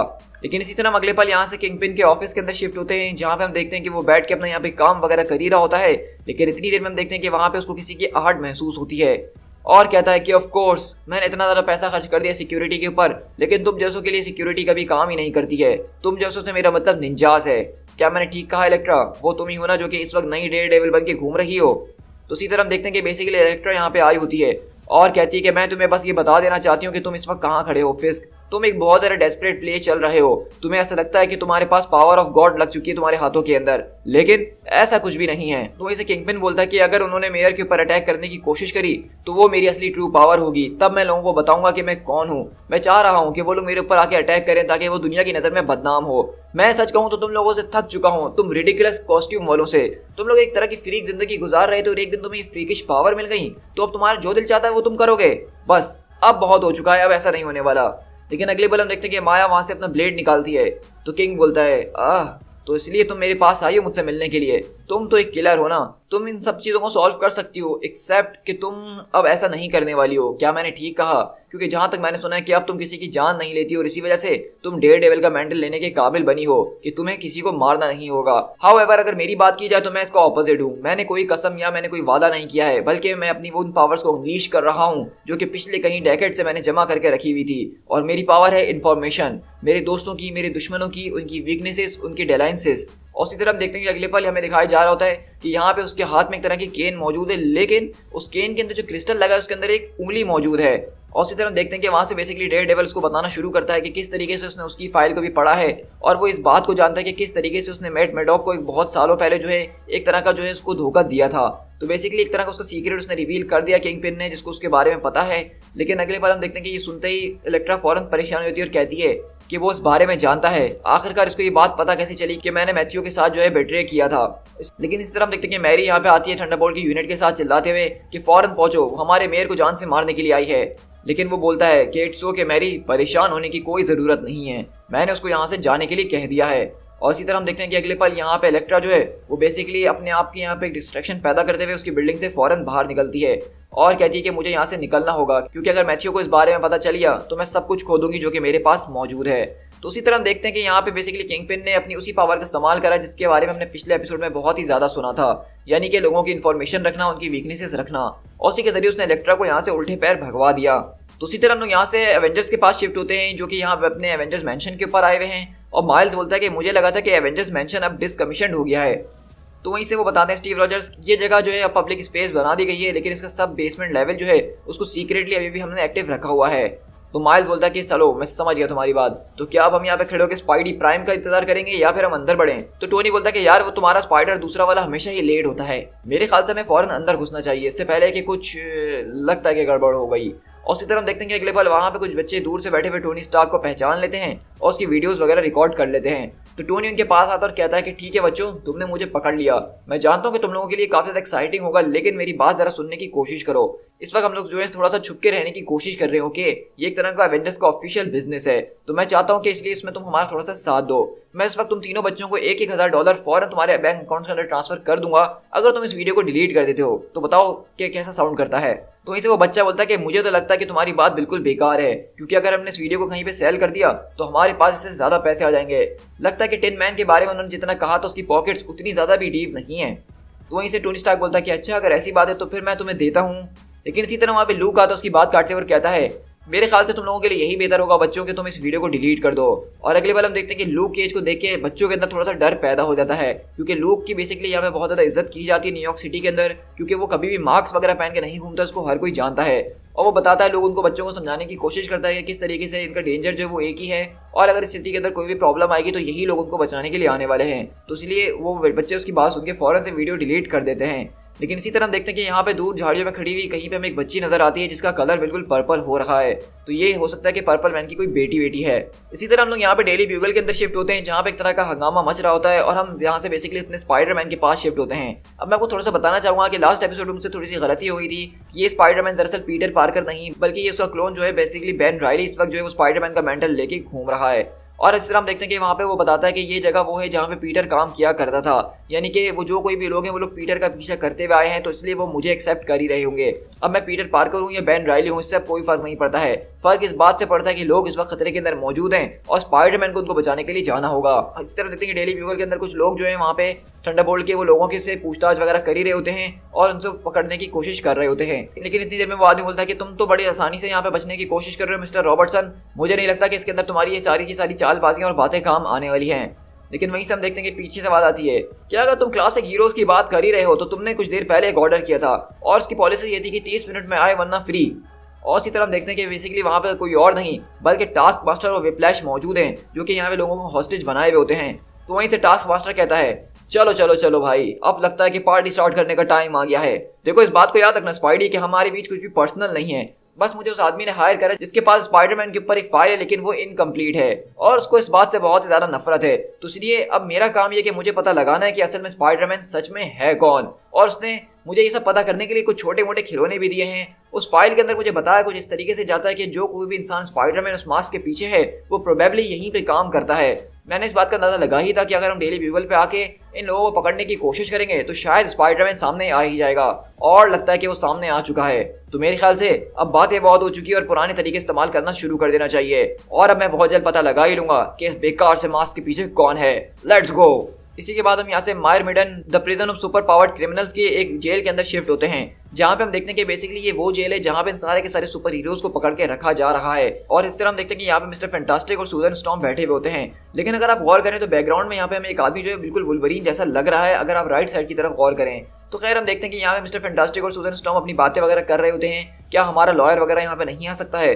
तो सूजन बोलती कि हाँ, मैं अपने लॉयर से बात करने की कोशिश तो कर रही हूँ, लेकिन जैसा कि तुम्हें पता है कि ये पूरा का पूरा प्रिजन एक समंदर के बीचों बीच है, तो उसका आना यहाँ पे इतना ज़्यादा आसान नहीं है। लेकिन इसी तरह हम देखते हैं कि वहाँ पे कुछ लोग आते हैं और बोलते हैं कि मिस्टर फैंटास्टिक, क्या मैंने सही कहा? तुम जेल के अंदर इतने ज़्यादा फैंटास्टिक नहीं लगते हो। तो मिस्टर फैंटास्टिक बोलते हैं कि देखो जेंटलमैन, मैं अपनी वाइफ के साथ यहाँ पे बैठ के प्राइवेट कन्वर्सेशन कर रहा हूँ। तो वो आदमी अपना चाकू निकालता है और बोलता है हाँ, मैं जानता हूँ कि तुम्हारी क्या प्राइवेट बातें हो रही हैं, लेकिन हमें भी तो थोड़ा सा बताओ। लेकिन इसी तरह हम देखते हैं कि जैसे वो वहाँ पे अटैक करने के लिए आता है तो वहाँ पे सूजन स्टॉर्म अपनी पूरी की पूरी खाने की ट्रे उठा के उसके मुंह के ऊपर मारती है और रीड रिचर्ड्स के मुंह पे एक जबरदस्त पंच मारते हैं और कहते हैं कि बेटा, हमें किसी पावर्स की जरूरत नहीं है फैंटास्टिक होने के लिए। और इसी तरह हम देखते हैं कि अगले पल वहाँ पे गार्ड आना शुरू होते हैं और उन सबको अलग करते हैं। और इसी तरह वहाँ पे वो बोलती है सू कि तुम्हें जिंदा रहना होगा, समझ में आई? तो रीड बोलता है कि हाँ, हमेशा की तरह। और इसी तरह वो दोनों एक दूसरे को किस करते हैं, लेकिन वहाँ पे थंडरबोल्ट्स के लोग उनको अलग कर देते हैं। तो यहाँ पे हमें सिचुएशन से अंदाजा हो रहा है कि किस तरीके से जो कल तक अमेरिका के जो न्यूयॉर्क सिटी के सबसे ज्यादा चहीते हीरोज हुआ करते थे, आज उनको इस तरह की जेल के अंदर कैद कर दिया गया है और यहाँ पे वो अपनी पावर्स को भी इस्तेमाल नहीं कर पा रहे हैं। इसी तरह हम लोग यहाँ से सिटी हॉल सब बेसमेंट के अंदर शिफ्ट होते हैं, जहाँ पे हम देखते हैं कि डॉक्टर ऑक्टेवियस यहाँ पे मौजूद है और वो कहते हैं कि मैं तुम्हारे लिए बेस्ट यही काम कर सकता था फिस्क, और मैंने काफ़ी टाइम पहले से इस तरह के र्यूमर सुने थे कि डॉक्टर वॉन डूम जो है वो बेसिकली ज़ेबिदिया किलग्रेव का इस्तेमाल करता है पूरी की पूरी दुनिया को कंट्रोल करने के लिए।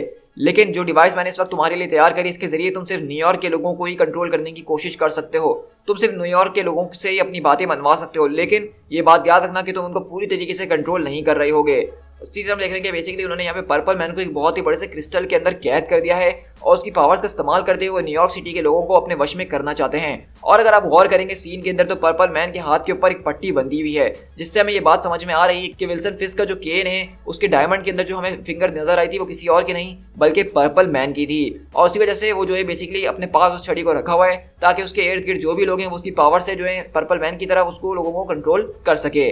तो वहीं से किंगपिन बोलता है कि हाँ, मैं तुम्हारी बात को समझ रहा हूँ ऑटो, और मेरे ख्याल से सिटी को जीतने के लिए मेरे लिए बहुत ही ज्यादा है। और इसी तरह अगले पल अपनी छड़ी को आगे करते हुए बोलता है तुम्हारा बहुत बहुत शुक्रिया, इसके बाद से मैं हैंडल कर लूंगा। तो ऑटो बोलता है कि सॉरी विल्सन, लेकिन मैंने इस बात को बहुत ज्यादा मेक श्योर करा था कि तुम्हारा ये सारा का सारा पर्पल मैन इन्फ्लुएंस मेरे ऊपर ना चलेगा, तो जब तक मैं न्यूरो ब्लॉकर्स पहना हुआ हूँ तुम मेरा कुछ नहीं बिगाड़ सकते हो। खैर, अब मेरी डील यहीं तक थी और अब मुझे आगे जाना होगा। और इसी तरह हम देखते हैं डॉक्टर ऑक्टेवियस की डील बेसिकली ये थी कि उसको जो है किलग्रेव को पकड़ के उसकी ये मशीन बनानी है। और इसी तरह हम देखते हैं कि वो वहाँ से चले जाता है। और इसी तरह किंगपिन बताता है एक जितना ज़्यादा कैंडिडेट अपने एडवर्टाइजमेंट के ऊपर पैसा खर्च करता है उतने ही ज़्यादा उसके पास वोट आते हैं, उतनी आसानी से वो लोगों को कंट्रोल करना शुरू कर देता है और उतनी आसानी से वो मैनिपुलेट भी हो जाते हैं। ये मशीन उससे कुछ ज़्यादा डिफरेंट नहीं है, ये भी एक तरह की ऑमनियस कमर्शियल मशीन ही है जिसके जरिए मैं लोगों के वोट बटोरने की कोशिश करूंगा। मैं इसके जरिए इलेक्शन कभी हार ही नहीं सकता हूँ, मैं इसके जरिए अपनी सिटी को कभी लूज करूंगा ही नहीं, क्योंकि जो लोग भी वोटिंग बूथ की तरफ जाएंगे पूरी की पूरी सिटीज़ के ऊपर उनको हर तरफ थंडरबोल्ट्स की टीम ही नजर आने वाली है जो कि उनको प्रोटेक्ट कर रहे होंगे। और जब उनको हर तरफ थंडरबोल्ट ही नजर आएंगे तो उनके दिमाग में सिर्फ मेरा ही ख्याल होगा जब वो वोट डाल रहे होंगे। और दूसरे जो विजिलेंटीज हैं उनको मैं बिजी रखने की पूरी कोशिश करूंगा, उनके सीक्रेट्स का इस्तेमाल करते हुए। वो बहुत जल्द गिरने वाले हैं उन सारे के सारे ट्रैप्स के जरिए जो कि मैं पिछले कहीं डेकेड से बिछाते हुए आ रहा हूँ उन लोगों के लिए। और इसी तरह हम यहाँ से शिफ्ट होते हैं बेसिकली टोनी स्टार्क और बाकी एवेंजर्स के पास, जो कि यहाँ पे बेसमेंट के अंदर आ रहे होते हैं। और टोनी बोलता है कि जरा एक मिनट यार लूक, इस पूरे के पूरे बेसमेंट में आए हुए मुझे काफी अरसा हो चुका और मैं तकरीबन इसके कोड्स ही भूल गया था। और इसी तरह लूक बोलता है कि देखो यार, हमें यहाँ पे कुछ बात करनी होगी तुम्हारे प्लान के बारे में। तो वहीं से डेयरडेविल बोलता है कि हाँ, वही प्लान जिसमें तुम फिस्क के खिलाफ खड़े होने का सोच रहे हो। तो टोनी बोलता है कि मेरे हिसाब से यही सबसे ज्यादा साफ तरीका है जिसके जरिए हम जीत सकते हैं। क्या तुम्हारे पास के अलावा कोई और प्लान है? क्या हमें उससे जाके मुकाबला करना चाहिए? तो माइल्स बोलता है कि नहीं, बात ये नहीं है, बात यह है कि तुम्हारा प्लान तो ठीक है लेकिन शायद वो शख्स तुम नहीं होने चाहिए जिसको वहाँ पे खड़ा होना चाहिए। देखो, मुझे माफ कर देना। तो जैसिका बोलती है कि देखो, नो ऑफेंस, लेकिन ये बात जरा गौर करने वाली है कि तुम एक रिच डूड हो जो कि एक दूसरे रिच डूड के साथ जाके सामने खड़े होने वाला है और तुम उससे विक्ट्री के लिए लड़ने वाले हो। तो वहीं से लूक केज बोलता है कि हम जानते हैं इस बात को टोनी कि तुम एक हीरो हो, और जैसिका की बात भी बिल्कुल ठीक है कि फिस्ट जो है सारी की सारी चीज़ों को मैनिपुलेट करने की बहुत ही ज़्यादा कोशिश करेगा और तुम्हें बदनाम कर सकता है, और उस वक्त फिर तुम्हारे पास उससे ऊपर आने के लिए कुछ भी नहीं होगा। मुझे ऐसा लगता है कि शायद इस इलेक्शन के अंदर मुझे जो है तुम्हारी जगह लड़ना चाहिए। तो टोनी बोलता है कि क्या मतलब, कैसे, मुझे समझ में नहीं आ रहा। तो स्टीव रॉजर्स बोलते हैं कि देखो, लूक की बात ठीक है कि वही इस इलेक्शन के लिए सबसे अच्छा पिक है हमारे लिए, क्योंकि अगर तुमने गौर किया हो तो उस दिन जो उसने स्पीच दी थी उसके जरिए उसने बहुत ज़्यादा लोगों को इंस्पायर किया था, और इलेक्शन को जीतने का तरीका यही होता है कि तुम्हें इंस्पायर करने की ज़रूरत होती है लोगों को। और डेयरडेविल भी इनकी हाँ में हाँ मिलाते हुए बोलता है कि लूक जो है वो हम में से एक ऐसा शख्स है जिसने आज तक कभी भी मास्क नहीं पहना है, और न्यूयॉर्क के लोग इस वजह से उसके ऊपर बहुत ही ज़्यादा विश्वास भी करते हैं। तो जैसिका बोलती है कि आई मीन यार, मैंने भी कभी मास्क नहीं पहना, लेकिन मैं लोगों को इस तरह इंस्पिरेशन नहीं दे सकती हूँ ना। तो लूक बोलता है कि हाँ हाँ मुझे माफ कर देना मैन, देखो मैं सच में ये सब नहीं चाहता था, लेकिन यही चीज अब इस वक्त मेक सेंस बना रही है। तो वहीं से लूक बोलता है टोनी के पास आके, देखो इस वक्त हमारी ईगो की बात नहीं है, ये सारी की सारी बात है कि हमें किस तरह से विल्सन फिस्क को हराना है, तो क्या तुम इस बारे में कूल हो? तो टोनी बोलता है कि हाँ हाँ यार ऑफ कोर्स, ऐसी कोई बात नहीं है, वैसे भी मैं इस बात को मेक श्योर करूंगा कि अगर तुम खड़े हुए इलेक्शन के अंदर तो तुम्हें वो सारी की सारी फंडिंग मिले जो कि तुम्हें मिलनी चाहिए इस इलेक्शन को जीतने के लिए। तो वहीं से लूक बोलता है कि मुझे तुम्हारी ये बात सुन के काफी ज्यादा अच्छा लगा मैन। तो उसी तरह देखते हैं कि टोनी स्टार्क बोलता है इसमें कोई प्रॉब्लम ही नहीं है क्योंकि हम सब इसके अंदर एक साथ ही फंसे हुए हैं। लेकिन टोनी स्टार्क की शक्ल देख के अगर हम अंदाजा लगाएं तो यहाँ पे टोनी का कहीं ना कहीं घमंड जो है वो चकनाचूर तो हो ही गया है, क्योंकि वो हमेशा से इलेक्शन के अंदर खड़ा होना चाहता था।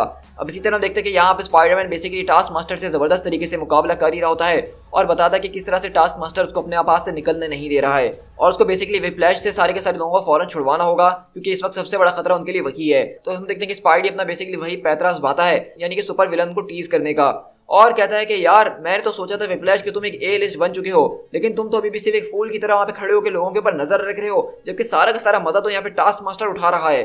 तो क्या तुम स्पाइडरमैन से इतना ज्यादा डरते हो?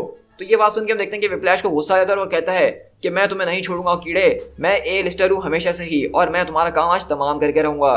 तो पीटर बोलता है कि मेरे पास सिर्फ एक ही शॉट है जो कि मुझे लेना होगा उसको हराने के लिए। और अगले बार हम देखते हैं कि विप्लैश बेसिकली स्पाइडरमैन को अपने पूरे के पूरे हंटर्स के अंदर जगड़ लेता है, उसको बिजली का झटका देता है। लेकिन यहाँ पे बेन राइली जो है वो हार नहीं मानता और एकदम जबरदस्त किस्म का पंच आके उसके मुंह के ऊपर मारता है। लेकिन हम देखते हैं कि इस पूरे के पूरे इलेक्ट्रिक शॉक की वजह से उसके सारे के सारे बॉडी के मसल्स वो एक सेकंड के लिए अकड़ चुके हैं, वो हिल नहीं पा रहा होता और कहता है ऑल राइट टास्क मास्टर, क्या हम लोग ये सब बाहर जाके नहीं कर सकते हैं? तो वहीं से अगले पल वो बोलता है कि ऑनेस्टली ये बात तो माननी पड़ेगी कि तुम्हारा आइडिया काफी ज्यादा जबरदस्त है, क्योंकि इसी तरह देखिए कि अगले पल वहाँ पे टास्क मास्टर जो है वो यहाँ पे बेन राइली के गले में वही पट्टा पहना रहता है जिससे उनकी सारी की सारी सुपर पावर्स चले जाती हैं और वो उसको लात मार के बेसिकली जो है इस बिल्डिंग के बाहर फेंक देता है। और हम देखते हैं कि स्पाइडरमैन यहाँ पे एकदम घबरा जाता है क्योंकि उसकी पावर्स एकदम जा चुकी हैं, लेकिन फिर भी वो अपने वेब शूटर का इस्तेमाल करते हुए किसी न किसी तरीके से बिल्डिंग्स के ऊपर वेब मारने की कोशिश कर ही रहा होता है। लेकिन क्योंकि अब उसके पास वो स्ट्रेंथ नहीं है जिसके जरिए उन वेब्स पे वो आसानी से झूल सके, तो वो यहाँ पे बहुत ऊपर से जो एक गाड़ी के ऊपर गिरता है बहुत ही गलत हालत के अंदर। और इसी तरह हम देखते हैं कि यहाँ पे स्पाइडरमैन की हालत काफी ज्यादा बुरी हो चुकी है, उसका पूरा मार्क्स पड़ चुका है, उसके मुंह पे हर जगह खून ही खून लगा हुआ है। और इसी तरह हम देखते हैं कि वहाँ पे ठंडा बोल्ट के जो गार्ड्स होते हैं सारे के सारे आके स्पाइडरमैन को पकड़ लेते हैं। लेकिन इसी तरह हम लोग यहाँ से डॉक्टर ऑक्टेवियस के पास शिफ्ट होते हैं जहाँ पे वो बताता है कि फिस्क एक बहुत ही ज्यादा छोटा आदमी है जिसकी सोच उससे भी ज्यादा छोटी है, लेकिन अगर वो उन मास्क मैन को जो है टॉर्चर करना चाहता है और वो उसी में खुश है तो उसको करने दे सकते हैं हम। लेकिन उसका इंटरेस्ट अगर उन सारे के सारे मास्क मैन को टॉर्चर करने के अंदर है तो मैं उसको ये मजा उठाने दे देता हूँ। और वैसे भी उसके पास जो पावर है वो एक बहुत ही ज्यादा छोटी अमाउंट के अंदर है, लेकिन एज ऑलवेज ऑटो ऑक्टेवियस जो है वो असली पावर को हमेशा समझता है। असल पावर जो कि इस वक्त मौजूद है वो मौजूद है इस लेबोरेटरी के अंदर जो कि मैड साइंटिस्ट रीड रिचर्ड्स की है। और इसी तरह हम देखते हैं कि बेसिकली यहाँ पे ऑटो ऑक्टेवियस जो है उसने वहाँ पे किंगपिन की मदद करके अपनी डील तो पूरी कर दी है, लेकिन अब वो दोबारा यहाँ पे बैक्स्टर बिल्डिंग के अंदर आके रीड रिचर्ड की लैब के अंदर घुस चुका है और वो इस बात को समझ चुका है कि रीड रिचर्ड की लैब वो किसी खजाने से कम नहीं है एक साइंटिस्ट के लिए। तो इसी तरह आप तो जानते हैं कि डॉक्टर ऑटो ऑक्टेवियस कितना ज़्यादा खतरनाक है।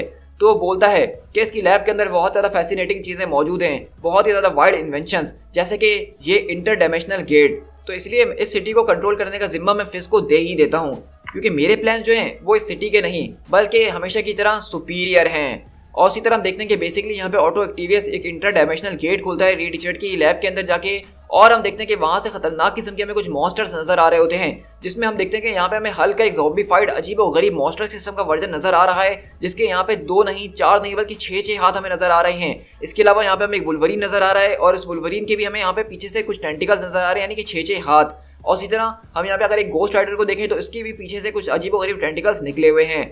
तो हम देख रहे हैं कि बेसिकली ऑटो ऑक्टेवियस ने अलग अलग यूनिवर्स से उन बींग्स को बुलाया है जो कि बिल्कुल उसी की तरह दिखते हैं जिसके पास एक्स्ट्रा लिम्स मौजूद हैं। तो आज के सेकंड एपिसोड के अंदर हमें ये बात पता चल रही है कि जिस तरह से यहाँ पे पहले ही मुसीबतें कम थी, यानी कि किंगपिन जो कि पूरी की पूरी न्यूयॉर्क सिटी को कंट्रोल करना चाहता है, हीरो से अपने बदले ले रहा है और उनके ऊपर किस तरीके से जुल्म करके उनको पकड़वा रहा है, तो वहीं पर हमने देखा कि अब इससे बड़ा एक और विलन हमारे सामने आने वाला है आगे जाके, जो कि डॉक्टर ऑटो ऑक्टेवियस होने वाला है, जिसके हाथ अब रीड रिचर्ड की पूरी लैब लग चुकी है। उसने इंटर डायमेंशनल पोर्टल खोल के जबरदस्त किस्म के सुपर हीरोज या फिर हम इनको सुपर विलन्स कहें, इनको इस यूनिवर्स के अंदर बुला लिया और उसका आगे जाके अब क्या प्लान होने वाला है ये तो हमें आगे के एपिसोड में ही पता चलेगा।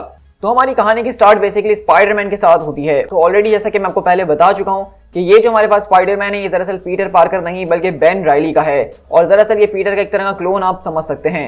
और हम देखते हैं कि जैसा कि आपको याद ही होगा कि पिछले एपिसोड में स्पाइडरमैन पकड़ा गया था तो उसकी यहाँ पे बहुत ही बुरी हालत हो रही है, पूरा कॉस्ट्यूम फटा पड़ा है, पूरा मुंह सूजा पड़ा है और पुलिस वाले वहां पे उससे इंटरोगेशन कर रहे हैं। और कहते हैं कि ऑलराइट बड़ी, मैं तुमसे सिर्फ एक और बार पूछने वाला हूँ कि आखिरकार तुम्हारा नाम क्या है। तो कहता है मेरा नाम जॉनी स्पाइडरमैन है। तो वहीं से वो दूसरी लेडी जो उसके साथ होती कहती है कि आखिरकार हम इसके फिंगरप्रिंट्स का इस्तेमाल करके पता क्यों नहीं लगा लेते कि ये कौन है और कौन नहीं। तो वहीं से वो आदमी बोलता है क्योंकि हम में से कुछ लोग अभी भी ये सोचते हैं कि यहाँ पे इस बंदे का जो खून बह रहा है वो एक हीरो का खून है और वो उसको प्रोसेस नहीं करना चाहते हैं। रही बात मेरी, तो मैं यहाँ पे सिर्फ मीडिया और जेमिसन को ब्लेम करता हूँ, जो कि यहाँ का पुराना मेयर था। उसने इन सारे के सारे निकम्मों को अजीब और गरीब सुपर हीरोज के अंदर ट्रांसफॉर्म कर दिया है और लोग इनको अभी तक हीरोज समझते हैं। लेकिन मे भी शायद उस वाले के पास इसका असली नाम है ही नहीं। ये कितना ज्यादा फनी है ना कि ये यहाँ से वहां घूमता रहता है, चीजों से चिपकता रहता है और अपने साथ दूसरों को भी चिपका के लेके जाता रहता है। मे भी ये सच में सिर्फ एक लूजर है जिसके पास कोई काम करने को है नहीं और वो हमारे काम में दखल अंदाजी करने की कोशिश करता है। ये कोई जोकर है जिसके पास ट्रेनिंग भी नहीं है वो सब करने के लिए जो कि हम करते हैं। तो वहीं से हम देखते हैं कि स्पाइडरमैन यहाँ पे अभी भी उसको टीज करने की कोशिश कर रहा होता है और उसका मजाक उड़ा रहा होता है। तो ये देख के उसको गुस्सा आता है तो अचानक उसका सर वो जो है टेबल के ऊपर मारता है और कहता है कि तुम्हें अपना मुंह बंद करके रखना पड़ेगा वरना मैं तुम्हारे ये फजूल से अल्फाज जो है कोर्ट के अंदर बहुत अच्छे तरीके से सुनना पसंद करूंगा। लेकिन इसी तरह हम देखते हैं कि अगले पल उसके पास कॉल आती है और वो कहती है कि क्या मतलब, अभी हम एक चीज के बीच में हैं, वेट तुम किसकी बात कर रहे हो, यहाँ पे कौन आ गया है। और इसी तरह हम देखते हैं कि अगले पल वहां पे बेसिकली ऑफिस के अंदर कोई और नहीं बल्कि द थिंग और जॉनी स्टॉर्म यहाँ पे पहुंच चुके हैं जो कि फैंटास्टिक फोर के हैं और वो भाग चुके थे बैक्स्टर बिल्डिंग से, जैसा कि आपको याद ही होगा। और इसी तरह हम देखते हैं कि वहां पे द थिंग आता और कहता है कि मैं इस बात को जानता हूँ कि यहाँ पे तुम में से और कुछ लोग ऐसे मौजूद हैं जो कि इस मेयर की गार्बेज को बिल्कुल भी बिलीव नहीं करते हैं और मैं ये भी जानता हूँ कि तुम में से कुछ लोग सिर्फ अपनी जॉब्स को यहाँ पे करने की कोशिश कर रहे हैं, लेकिन मैं और मैचस्टिक यहाँ पे वो करेंगे जो कि बिल्कुल ठीक है। हम अपने फ्रेंड को यहाँ से लेंगे और उसको लेकर यहाँ से निकल जाएंगे, चाहे इसके लिए हमें कुछ भी क्यों ना करना पड़े। तो इसी तरह वो दोनों ऑफिसर्स घबरा जाते हैं और वो लेडी पूछती है तो बताओ आखिरकार अब हम क्या करने वाले हैं। तो कहता है कि हम अपनी जॉब्स को करेंगे, उनको जो करना है वो करके देख लें, हमें कोई फर्क नहीं पड़ेगा। और अगले पल वो अपनी बंदूक के ताने दरवाजे की तरफ खड़े होते हैं और हम वहीं पे देखते हैं कि वो पूरा का पूरा दरवाजा मेल्ट हो चुका होता है और कहता है हे सॉरी इस दरवाजे के लिए, क्योंकि तुम जानते हो ना कि आजकल मैं अपने फ्लेम को ऑफ नहीं कर पा रहा हूँ। क्योंकि मैं आपको बताता चलूं कि अभी एक रिसेंट स्टोरी के अंदर फैंटास्टिक फोर की कुछ इस तरीके से हुआ था कि बेसिकली डॉक्टर डूम ने जॉनी स्टॉर्म के साथ कुछ अजीब और एक्सपेरिमेंट किया था जिसकी वजह से वो अपने फ्लेम को अब ऑफ नहीं कर सकता है, वो कॉन्स्टेंटली इसी तरह जलता रहता है। तो इसलिए उसका टेम्परेचर भी पहले से बहुत ही ज्यादा बढ़ चुका है। लेकिन इसी तरह द थिंग वहां पे आता और कहता है हाँ माफ तो मुझे भी कर देना इस दीवार के लिए, क्योंकि मैं भी कुछ थोड़ी सी जल्दी के अंदर हूँ और एक एनोइंग सुपर हीरो को लेने के लिए आया हूँ। तो पीटर बोलता है कि थोड़ा सा एनोइंग नहीं मैन, मुझे लगता है कि मेरी इज्जत तो इससे थोड़ी और ज्यादा होनी चाहिए। तो बताओ अब आखिरकार हम यहाँ से कहाँ जा रहे हैं, प्लीज मुझे हॉस्पिटल कहना। तो जॉनी बोलता है कि सॉरी बड़ी, मुझे नहीं लगता कि हम हॉस्पिटल जा सकते हैं इतनी जल्दी, क्योंकि तुम्हें ये पसंद आए या ना आए, लेकिन इस वक्त हम सब क्रिमिनल्स बन चुके हैं। और इसी तरह हम देखते हैं कि द थिंग और जॉनी वहां से स्पाइडरमैन को निकाल के ले जा रहे होते हैं। इसी के बाद हम यहाँ से दोबारा न्यूयॉर्क सिटी के अंदर शिफ्ट होते हैं जहाँ पे एक जबरदस्त किस्म का स्टेज तैयार किया गया है और पूरे प्रेस कॉन्फ्रेंस वाले आए हुए हैं, क्योंकि यहाँ पे लूक केज आज मेयर के लिए खड़ा हो चुका है और कहता है कि मेरे लिए ये डिसीजन बहुत ज़्यादा आसान नहीं था, लेकिन जब मैंने सिटी की तरफ देखा तो मैंने देखा कि किस तरीके से सुपर हीरोज ने यहाँ पे काउंटलेस टाइम जो है लोगों की जिंदगियों को बचाया है और वो हीरोज कोई और नहीं बल्कि मेरे दोस्त हैं। और अब मैं देख रहा हूँ कि उनके साथ क्या सलूक करने की कोशिश की जा रही है हमारे नए मेयर के जरिए।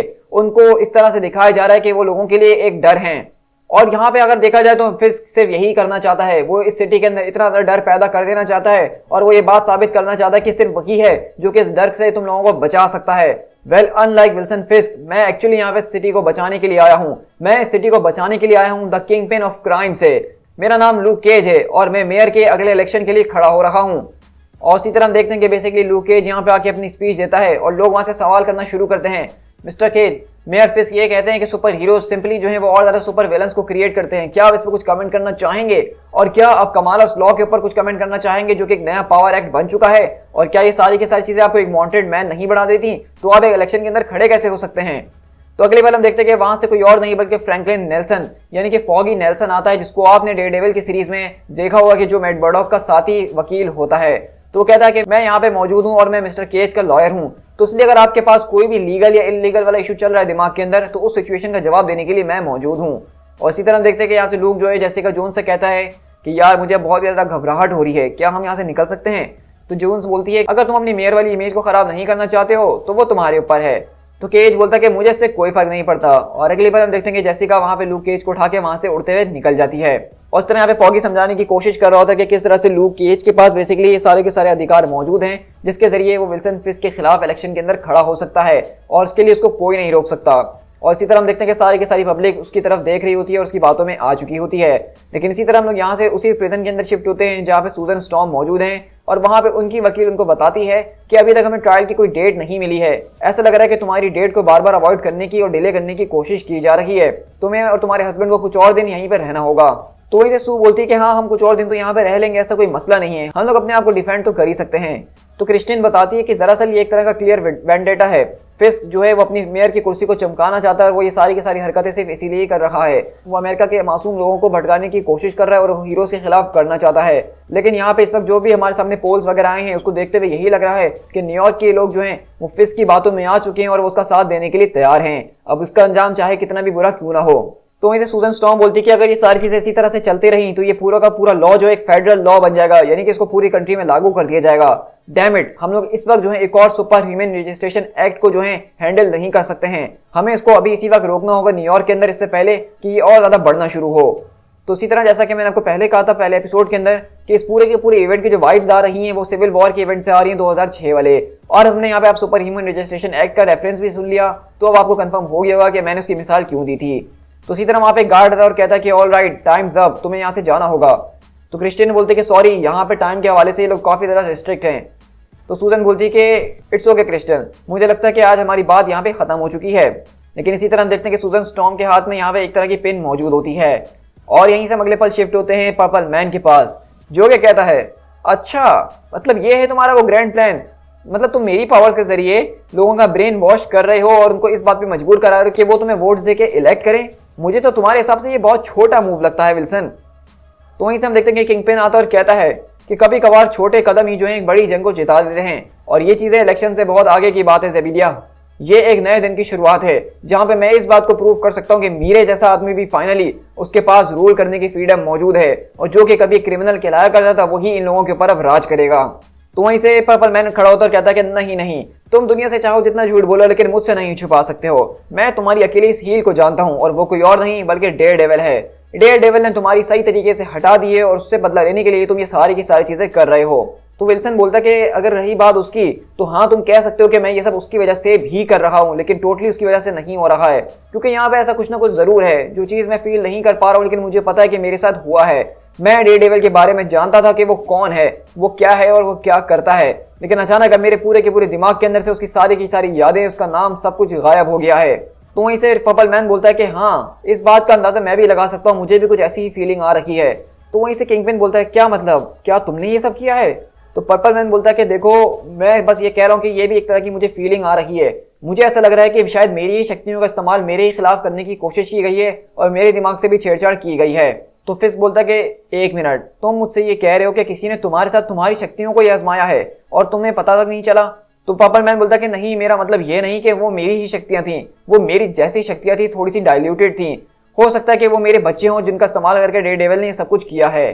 तो किंगपिन बोलता है कि ऑफ कोर्स तुमने बिल्कुल ठीक कहा और अगले बार वो वहां से चले जाता है और हम देखते हैं कि बेसिकली किंगपिन वहां पे फोन मिला था किसी और को नहीं बल्कि डॉक्टर ऑटो ऑक्टेवियस को, और ऑटो बोलता है कि फिस्क मैंने तुमसे कहा था ना कि मैं थोड़ा सा बिजी चल रहा हूँ। तो वहीं से फिस्क बोलता है ज़ेबिडिया के कुछ बच्चे हैं जिनके पास उसकी ही जैसी पावर्स मौजूद है, अगर हम थ्योरेटिकली बात करें तो मेरे हिसाब से अगर हम उनकी पावर्स को भी गैदर कर लें तो हम एक बड़ा साइकोप्रिज्म बना सकते हैं जिसके जरिए हम अपनी पावर्स को और भी ज्यादा एम्पलीफाई कर सकते हैं। तो ऑक्टेवियस कहता है कि तुमने बिल्कुल ठीक कहा, हम ऐसा कर सकते हैं। तो वहीं से किंगपिन बोलता है कि एक्सीलेंट, अब मैं चाहता हूँ कि तुम इस पूरे के पूरे मामले को हैंडल करो, उनके पावर सिग्नेचर को जो है ट्रैक करने की कोशिश करो, उनको तलाश करो। तो डॉक्टर ऑक्टेवियस बोलता है कि नहीं, इतनी भी जल्दी क्या है फिस्क, देखो मैं उन बच्चों के पीछे नहीं जाने वाला उनको पकड़ने के लिए, और हमारी डील ऑलरेडी कंप्लीट हो चुकी है। हाँ अगर तुम उन बच्चों को पकड़ के ले आते हो और उस साइकोप्रिज्म की पावर्स को अपडेट करना चाहते हो तो उसमें मैं तुम्हारी मदद कर सकता हूँ, लेकिन उन बच्चों के पीछे मैं नहीं जाने वाला। तो वहीं से किंगपिन बोलता है कि फाइन, मैं उन बच्चों को तलाश कर लूंगा और आई होप कि जो कोई भी चीज तुम्हें रिचर्ड के लैब के अंदर ऑक्यूपाई करके रखी हुई है वो मुझे डिसअपॉइंट नहीं करेगी। और अगले पल हम देखते हैं कि फिस्क वहां पे कॉल काट देता है और हम सब बहुत अच्छे तरीके से जानते हैं जिन्होंने इसकी टाइम्स को देखा है मेरे साथ कि यहाँ पे पूरा का पूरा डॉक्टर ऑक्टेवियस जो है वो एक पोर्टल खोल चुका है मल्टीवर्स का डॉक्टर रिचर्ड की लैब के जरिए, और वो अलग अलग यूनिवर्सेस से अलग अलग डॉक्टर ऑक्टोपस के वर्जन को यहाँ पे लेकर आ रहा है, जिसमें से एक वुल्वरीन है, जिसमें से एक हल्क है और एक गोस्ट राइडर है। और वहीं से गोस्ट राइडर बोलता है क्या यहाँ पे कोई प्रॉब्लम है? तो ऑक्टेवियस कहता है कि ऐसी कुछ नहीं जो मैं हैंडल ना कर सकूं। फिस्क जो है बहुत ज्यादा ऑब्सेस्ड हो चुका है और उसका ऑब्सेशन बहुत ही अच्छा है क्योंकि वो मेरी तरफ नजर नहीं डालेगा कि मैं क्या कर रहा हूँ। तो वहीं से लोगन वाला जो ऑक्टोपस होता है वो कहता है कि आखिरकार हम अपनी पावर्स का इस्तेमाल कब करने वाले हैं, तुम कब हमें प्रॉपर एक्शन के अंदर ले जाओगे ऑटो? तो ऑक्टेवियस बोलता है कि बहुत जल्द ऑटो, हम ये सब बहुत जल्द करेंगे। मुझे पता है कि मैं तुम लोगों को यहाँ पे क्यों लेकर आया हूँ, क्योंकि हम सबका एक ही सपना है जो कि हम सब शेयर करते हैं। हमारी जिंदगियों के अंदर हमने बहुत से सेटबैक्स को फील करा है, हमने बहुत ही बेइज्जती और बहुत ज्यादा ह्यूमिलेशन को फील करा है, लेकिन इन दी एंड चाहे कुछ भी हो जाए, हम सब अगर एक साथ मिल जाएं तो हम लोग ट्रूली सुपीरियर बन सकते हैं। हम इस पूरी की पूरी दुनिया को दिखा देंगे कि अगर हम एक साथ हो जाएं तो हम क्या चीजें, और तब हमें किसी की सुनने की कोई जरूरत नहीं पड़ेगी। तो उसी तरह हम यहाँ से शिफ्ट होते हैं अगले पल एवेंजर्स के हाइड आउट के अंदर, जहाँ पे सारे के सारे एवेंजर्स और लूक केज वगैरह छुप के रह रहे हैं। और वहीं से कैप्टन अमेरिका बोलते हैं कि कैप्टन मार्वल इस वक्त ऑफ प्लेनेट है और थॉर भी इस वक्त प्लेनेट के ऊपर मौजूद नहीं है। तो माइल्स बोलता है कि अगर वो लोग यहाँ पे होते भी तो क्या थॉर वहाँ पे जाके अपने हैमर के जरिए सारी चीजें सॉल्व कर देता। मुझे ये नहीं पता कि कौन सा वो सही तरीका है जिसके जरिए हम फिस्ट को रोक सकें। तो वहीं से डेयरडेविल बोलता है कि इस वक्त हमें सबसे ज्यादा फिजिकल पावर की जरूरत है। हमें इस वक्त फिजिकल पावर की इसीलिए जरूरत है क्योंकि जिन लोगों को जबरदस्ती पकड़ा जा रहा है हम उनसे रेजिस्ट कर सकें, तब तक लूक अपना पूरा का पूरा खेल तमाशा कंप्लीट ना कर ले। तो वहीं से लूक बोलता है कि तुम ठीक कह रहे हो, लेकिन अगर मैं यहाँ पे सारे के सारे पोल्स के ऊपर नजर डालूं तो ये इतना भी ज्यादा अच्छा नहीं लग रहा है। लगता है कि फिस्ट ने वाकई सबको डरा दिया और वो सबके वोट्स अपने पास बटोर रहा है। तो जेसिका बोलती है कि वैसे इस चीज से मुझे बिल्कुल भी सरप्राइज फील नहीं हो रहा है, क्योंकि वो एक बार ऑलरेडी वोट जीत चुका है तो दूसरी बार जीतना इतना ज्यादा मुश्किल नहीं होता है। और वहीं से शी हल्क बोलती है आई मीन उसके पास कुछ अच्छे पॉइंट्स तो मौजूद हैं, क्योंकि ये जो एक्ट उसने निकाला उसका जीरो टॉलरेंस है, कोई भी इसके खिलाफ जाने की कोशिश नहीं कर रहा है और उसके जरिए सारे के सारे विलन्स जो हैं वो निकल कर बाहर आ गए हैं और जो हीरोज हुआ करते थे अब वो उल्टा ही टारगेट बन गए हैं। तो इसे डेयरडेविल बोलता है कि जेन, क्या तुम सच में सीरियस हो? क्या तुम्हें पता है कि तुम इस वक्त क्या कह रही हो? तो जेनिफर बोलती है कि हाँ मुझे पता है कि मैं गलत तुम लोगों को साउंड कर रही हूँ, लेकिन जरा सोच के देखो ये चीजें मेक सेंस तो बना रही है ना। तो डेयरडेविल बोलता है कि नहीं, ये बिल्कुल भी सेंस नहीं बना रही है, हम इस सब को फॉलो नहीं कर सकते हैं। लेकिन अगले पल हम देखते हैं कि जेसिका अपना सर पकड़ती है और कहती है वेट, ये जो है ये कुछ ठीक नहीं लग रहा है, इसके अंदर पर्पल मैन का हाथ जरूर है। तो वहीं से केज बोलता है कि ज़ेबिदा किलग्रेव, क्या तुम उसकी बात कर रही हो? तो जेसिका जोन्स बोलती है कि हाँ मैं इस चीज़ को फील कर सकती हूँ, ये बहुत ज़्यादा सटल है लेकिन मैं इसको बहुत अच्छे तरीके से जानती हूँ, क्योंकि आज तक पर्पल मैन से सबसे ज़्यादा पाला मेरा ही पड़ा है। मुझे लगता है कि फिस्ट किसी ना किसी तरीके से उसकी पावर्स को इस्तेमाल कर रहा है और वो अपने आसपास के हर एक इंसान को इन्फ्लुएंस करने की कोशिश कर रहा है ताकि सब उसको वोट दें। तो आपको मैं बताता चलूं कि दरअसल यहाँ पे जेसिका जोन्स को ये बात इसलिए पता चल पाई है क्योंकि पर्पल मैन जो है वो कॉमिक्स के अंदर बेसिकली जेसिका जोन्स का ही विलन है और पिछले कई सालों से वो जेसिका जोन्स के ऊपर अलग अलग तरह से अटैक करता है, उसको मैनिपुलेट करने की कोशिश करता है। तो अब जाके जेसिका जोन्स इस बात को फौरन समझ गई है कि ये सब कुछ जो हो रहा है वो पर्पल मैन की वजह से ही हो रहा है। तो वहीं से डेयरडेविल बोलता है कि वेल, अगर ये तुम्हारी बात सच है इसका मतलब ये है कि वो यहाँ पे सही तरीके इस्तेमाल नहीं कर रहा है, वो यहाँ पे डेमोक्रेसी को भी इस्तेमाल नहीं कर रहा है, बल्कि वो सीधा सीधा इस पूरी की पूरी सिटी को वायलेट करने की कोशिश कर रहा है। और इसका मतलब साफ है कि वो मेयर बन के रहेगा चाहे इसकी कीमत कोई सी भी क्यों ना हो। और इससे ये बात हमारे लिए साफ हो जाती है कि अब हमें उसको किसी भी कीमत के ऊपर रोकना होगा बाय एनी मीन्स नेसेसरी। तो वहीं से कैप्टन अमेरिका बोलते हैं कि मैं ऐसा नहीं करने वाला, क्योंकि जब तक हम इस बारे में श्योर ना हो जाएं तो मैं ये नहीं कर सकता हूँ, अगर हम गलत हुए तो क्या। तो वहीं से डेयरडेविल बोलता है कि मैं फिस्ट को बहुत अच्छे तरीके से जानता हूँ, जेसिका ने बिल्कुल ठीक कहा है कि वो यही सब करने की कोशिश कर रहा है। मैं आज रात उसके ऑफिस से उसको निकालने के लिए जा रहा हूँ, चाहे तुम मेरा साथ दो स्टीव या ना दो। और इसी तरह हम देखते हैं कि बेसिकली यहाँ पे डेयरडेविल ने इस बात का फैसला कर लिया है कि आज रात वो अपने सारा का सारा मामला चुकता कर लेगा किंगपिन के साथ उसके ऑफिस में जाके ही। और इसी तरह हम अगले पल देखते हैं कि यहाँ पे सिटी के अंदर थंडरबोल्ट्स की यूनिट को हर तरफ लागू कर दिया है और वो बहुत ज्यादा कड़ी पहरे के ऊपर नजर दे रहे हैं। लेकिन हम देखते हैं कि यहाँ पे बेसिकली ज़ेबिदिया के जो बच्चे हैं वो बेसिकली इस सिटी के अंदर ही घूम रहे हैं और उनको समझ में नहीं आ रहा कि वो लोग क्या करें और क्या ना करें, क्योंकि हर तरफ यहाँ पे फोर्सेस मौजूद हैं।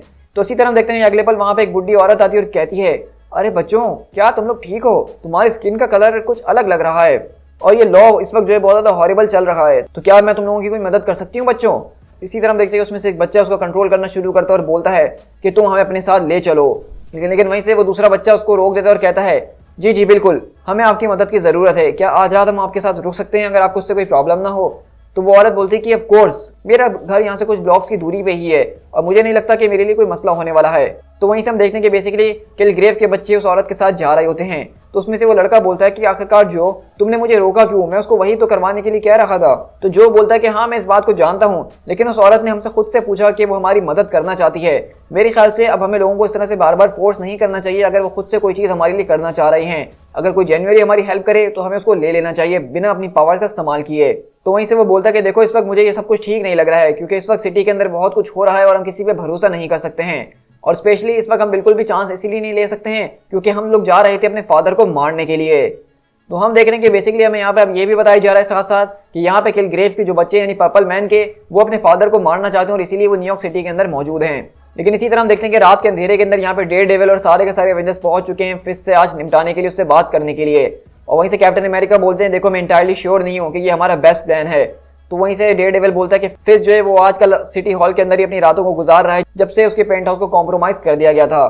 तो कैप्टन अमेरिका बोलते हैं कि मैं अंडरस्टैंड कर रहा हूँ, लेकिन अगर हम फिश को पकड़ भी लें तो उसके बाद हम क्या करने वाले हैं। मेरे ख्याल से हमें उसको तब तक होल्ड करके रखना होगा जब तक हम पर्पल मैन के हवाले से कोई एविडेंस को ना इकट्ठा कर लें कि उसकी इन्वॉल्वमेंट इसके अंदर मौजूद है।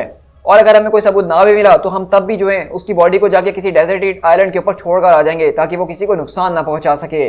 तो वहीं से माइल्स बोलता है कि देखो यार मुझे ये सब कुछ करना ठीक नहीं लग रहा है, मतलब अब मेयर को डिसअपियर नहीं कर सकते हैं। तो डेयरडेविल बोलता है कि देखो बच्चे, इस वक्त हम सब क्रिमिनल्स बन चुके हैं। अब ये बात तुम्हें इतनी अच्छी लगे या जितनी ही कड़वी क्यों ना लगे, लेकिन यही सच है। तो कभी कभार हमें सच दुनिया को दिखाने के लिए उन जगहों के ऊपर जाना पड़ता है जिनके बारे में हमने सोचा था कि हम कभी नहीं जाएंगे। जरा एक मिनट, मुझे लगता है कि यहाँ पे कुछ होने वाला है। और इसी तरह हम देखते हैं कि अगले पल वहां पे उस पूरी की पूरी बिल्डिंग के अंदर एक धमाका होता है और हम देखते हैं कि यहाँ पे कोई और नहीं बल्कि और वहीं वो ऑटो ऑक्टेवियस वाला हल जो है वो आके इनके ऊपर अटैक करना शुरू करता है। और कैप्टन बोलते हैं कि ये तो नया है। तो डेयरडेविल बोलता है कि होल्ड ऑन, मैं महसूस कर सकता हूँ कि और भी यहाँ पे आ रहे हैं। और इसी तरह हम देखते हैं कि लोगन भी वहां पे आता है और कहता है आह एक्सीलेंट कैप्टन अमेरिका, मैंने अपनी दुनिया के अंदर इस तरह के बहुत मारे हैं। इस तरह हम देखते हैं अगले पल गोस्ट राइडर वाला ऑक्टोपस भी आता है और कहता है देखो जरा कौन यहाँ पे मौजूद है, सबसे बड़ा गुनहगार जिसको हम आज तक जानते हैं। और इसी तरह हम देखते हैं कि बेसिकली वो यहाँ पे आयरन मैन की बात कर रहा होता है और उसके ऊपर अटैक करने के लिए आता है। और आयरन मैन बोलता है कि तुम जहां हो बिल्कुल वहीं पे मौजूद रहो, लेकिन वहीं पे हम देखते हैं कि गोस्ट राइडर आता है और अपनी सारी की सारी चेन्स के अंदर उसके आर्मर को जकड़ा के बर्बाद करके जमीन की तरफ फेंक देता है। और इसी तरह हम देखते हैं कि ऑक्टेवियस यहाँ पे आता है और कहता है मैंने इस बात का अंदाजा लगाया था कि तुम लोग बहुत जल्द मेयर से मिलने के लिए आने वाले हो रात के अंधेरे के अंदर। आई सपोज तुम लोग काफी ग्रेट माइंड्स रखते हो। मेरे ख्याल से किंगपिन आज किसी कंपनी को यहाँ पे एक्सपेक्ट नहीं कर रहे थे, लेकिन आई एम श्योर कि अब उनकी सारी की सारी अटेंशन तुम लोगों की तरफ ही होगी। और इसी तरह हम देखते हैं कि बेसिकली वहां पे फिश जो है वो अपने कमरे के अंदर से इन सारे के सारे तमाशे को देख रहा होता है। और माइल्स वहां पे आता है और कहता है कि ऑक्टेवियस, क्या सच में अब तुम मुझसे ये कहने वाले हो कि तुम यहाँ पे खड़े होकर फिश के ऑर्डर्स को फॉलो कर रहे हो? मुझे नहीं लगता था कि तुम किसी के ऑर्डर्स फॉलो करने वालों में से हो। तो ऑक्टेवियस बोलता है कि कभी कभार हमारे पास कुछ ऐसी सिचुएशंस आ जाती हैं जहां पे हमें लोगों की सुननी ही पड़ती है। मेरे जो इस वक्त इरादे हैं उसके बारे में तुम सोच भी नहीं सकते कि मैं क्या करने का सोच रहा हूँ। मैं सोच रहा हूँ कि किस तरीके से मेयर की सीट को उसकी नाक के नीचे से चुरा लिया जाए और किसी को पता तक ना चले। और इसी तरह हम देखते हैं कि कैप्टन अमेरिका आते हैं कि टोनी तुम्हें हो क्या गया, तुम्हें उठना होगा दोबारा से। और हम देखते हैं कि दरअसल वो टोनी स्टार्क होता ही नहीं बल्कि वो एक विलन कमेलियन है जो कि टोनी स्टार्क के रूप में यहाँ पे मौजूद था। और इसी तरह हम देखते हैं कि अगले पल यहाँ पे डॉक्टर ऑक्टेवियस जो हैं वो यहाँ पे अपने जबरदस्त किस्म के सारे ड्रोन्स को इनके ऊपर ले आते हैं इनको पकड़ने के लिए और कहते हैं तो इसलिए इस वक्त मेरे लिए इस पूरी की पूरी सिटी को चलाने से बेहतर यही काम है कि मैं इस सिटी को बचाने में लगा रहूं। और इसी तरह वहां पे कैप्टन अमेरिका बोलते हैं कि एवेंजर्स फॉल बैक, हमें यहाँ से जाना होगा। तो डेयरडेविल बोलता है कि नहीं, हम फिश को यहाँ से लिए बगैर आज नहीं जाने वाले हैं। तो माइल्स बोलता है कि हम सब यहाँ पे मर रहे हैं, हमारी हालत बहुत बुरी हो चुकी है, हमें रीग्रुप होना होगा और दोबारा किसी दिन आना होगा उससे मुकाबला करने के लिए। और इसी तरह हम लोग यहाँ से फॉगी नेल्सन के ऑफिस के अंदर शिफ्ट होते हैं जहाँ पे वो अपने ऑफिस के अंदर आता है और बोलता है मेरे ख्याल से तुम लोगों को अब घर जाके थोड़ी सी नींद पूरी कर लेनी चाहिए। ऑनेस्टली अगर तुम आज घर चले जाते और यहाँ पे ना आते तो वो तुम्हारे लिए काफी स्मार्ट मूव होता। और हम देखते हैं कि दरअसल उसके ऑफिस के अंदर यहाँ पे दो गुंडे बैठे हुए हैं और फॉगी बोलता है आखिरकार अब तुम लोग कौन हो जो मेरे ऑफिस के अंदर घुस आए हो। लेकिन हम देखते हैं कि वहीं पे वो आदमी वो उसके ऊपर अटैक करना शुरू करते हैं और बोलते हैं तुम और तुम्हारी लेडी लॉयर आज काफी ज्यादा तुम लोगों की आवाज निकल रही थी, हाँ बहुत ज्यादा दम आ गया तुम लोगों के ऊपर, लेकिन हमारे बॉस को तुम बिल्कुल भी पसंद नहीं आए हो और हमारे बॉस को ऐसा लगता है कि तुम ज्यादा अच्छे तब लगोगे जब तुम कभी बोल ना सको। और इसी तरह हम देखते हैं कि बेसिकली फॉगी नेल्सन ने क्योंकि लूक केज के लिए आवाज उठाई है तो यहाँ पे फिश ने कुछ गुंडे भिजवा के उसको बहुत बुरी तरीके से पिटवाया है और यहाँ पे देख के तो ऐसा ही लग रहा है कि फॉगी की बेसिकली मौत हो चुकी है। तो इसी तरह हमारी कहानी बेसिकली 2 हफ्ते के बाद शिफ्ट होती है जहां पे हमें डेयरडेविल यानी कि मैड मर्डॉक शहर के अंदर घूम रहा होता है छुपते छुपाते और बता रहा होता है कि किस तरीके से इन्होंने जो सारे के सारे कदम उठाए थे वो उसमें कुछ ज्यादा ही आगे चले गए। वो इस बारे में भूल चुके थे कि इनके सारे के सारे एक्शन का रिएक्शन क्या होने वाला है जो कि ये लोगों की जान बचाने के लिए ही कर रहे हैं। लेकिन जो अब इस वक्त कानून बन चुका है वो इस वक्त इनके नाक के ऊपर घूम रहा है और इसके लिए इनको और इनके साथ पूरी की पूरी सिटी को पनिश किया जा रहा है। ये लॉ हर तरफ फैल चुका है और इसके कॉन्सिक्वेंसेज जो हैं सबको बर्दाश्त करने पड़ रहे हैं। 2 हफ्ते पहले जब हमने फिश के ऊपर अटैक करा तो उसके बाद उसने अपनी जबरदस्त किस्म की ड्रोन्स को बनाना शुरू कर दिया जो कि एंटी क्राइम ड्रोन्स के नाम से मशहूर हैं, जो कि इम्पेनेरेबल, अनहैकेबल और ऐसा लग रहा है कि शायद वो किसी और दुनिया की ही हैं। वो यहाँ पे हजारों की तादाद में जो कि पूरी की पूरी सिटी के ऊपर उड़ रही होती हैं और उन लोगों की तलाश कर रखी होती हैं जो कोई भी फिश के जीरो टॉलरेंस पॉलिसीज के खिलाफ जाने की कोशिश करते हैं। सारे के सारे हीरोज अंडरग्राउंड हो चुके हैं, लोग डर रहे हैं। क्या इसको तुम फ्रीडम कहते हो? यहाँ पे कोई क्राइम तो नहीं है लेकिन इस सिटी के अंदर डर बहुत बढ़ चुका है। लेकिन तुम भूल चुके हो फिस्क, तुम ये भूल चुके हो कि मैं कौन हूँ। मैं हूँ मैन विदाउट फेयर। और इसी तरह हम देखते हैं कि बेसिकली यहाँ से हम सीधा शिफ्ट होते हैं किंगपिन के पास जहाँ पे वो यहाँ पे खड़ा होकर बाहर अपनी बिल्डिंग से देख रहा होता है बाहर कि किस तरह थंडरबोल्ट्स के यूनिट सारे के सारे लोगों को पकड़ने धकड़ने में लगे हुए हैं। लेकिन इतनी देर में डॉक्टर ऑटो ऑक्टेवियस वहां पे आता और कहता है ये इलेक्शन सीजन है और तुम क्या बाहर जाके कोई कैंपेनिंग वगैरह नहीं करने वाले हो?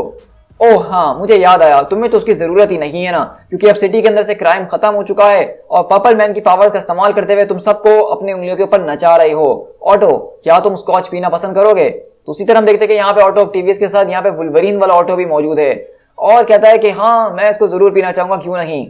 तो वहीं से हम देखते हैं कि किंगपिन पलटता और कहता है तो मैं तुम्हारे पूरे के पूरे स्विंग को काफी ज्यादा एडमायर करना चाहूंगा ऑक्टेवियस, लेकिन अगर ये तुम्हारा स्विंग ठीक तरीके से लैंड ही नहीं करता है तो उसका क्या फायदा हुआ? अगर तुम मेरे पीछे हो तो आखिरकार तुम मेरे क्राउन के पीछे क्यों नहीं लगे हुए हो?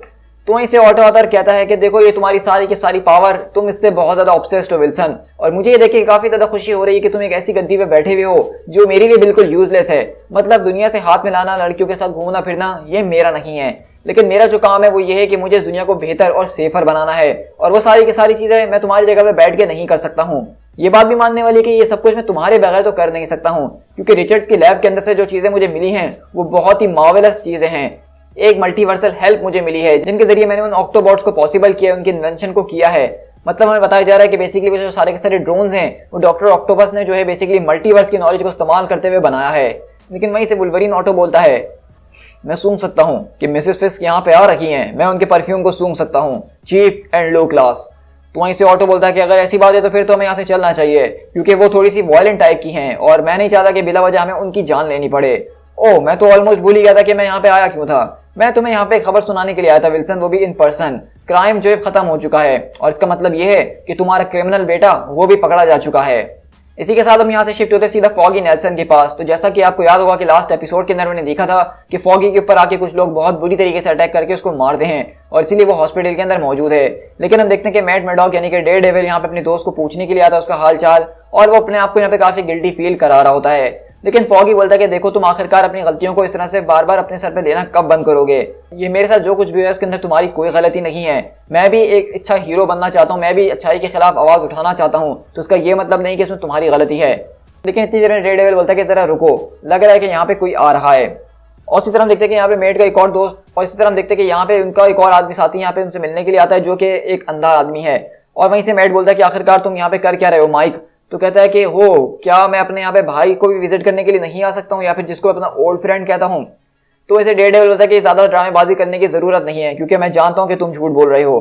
तो कहता है कि हाँ चलो इस बात को मान लेता हूँ कि मैं शायद यहाँ पे तुम्हें ही तलाश करते हुए आया हूँ, क्योंकि मैं तुम्हें ये जरूर बताना चाहूंगा कि मेरा पार्टनर बुच जो है उसको अरेस्ट कर लिया गया है। और अगर तुम इस बात को जानते हो तो तुम्हें यह भी पता होगा कि बुच दरअसल किंगपिन का ही बेटा है, जो कि बिल्कुल भी एक अच्छी न्यूज नहीं होने वाली है। और मैं इस बात को जानता हूँ कि अगर वो किंगपिन के हाथ लग गया है तो वापसी जब वो लौट कर आएगा तो बहुत ही ज्यादा बदला हुआ होगा।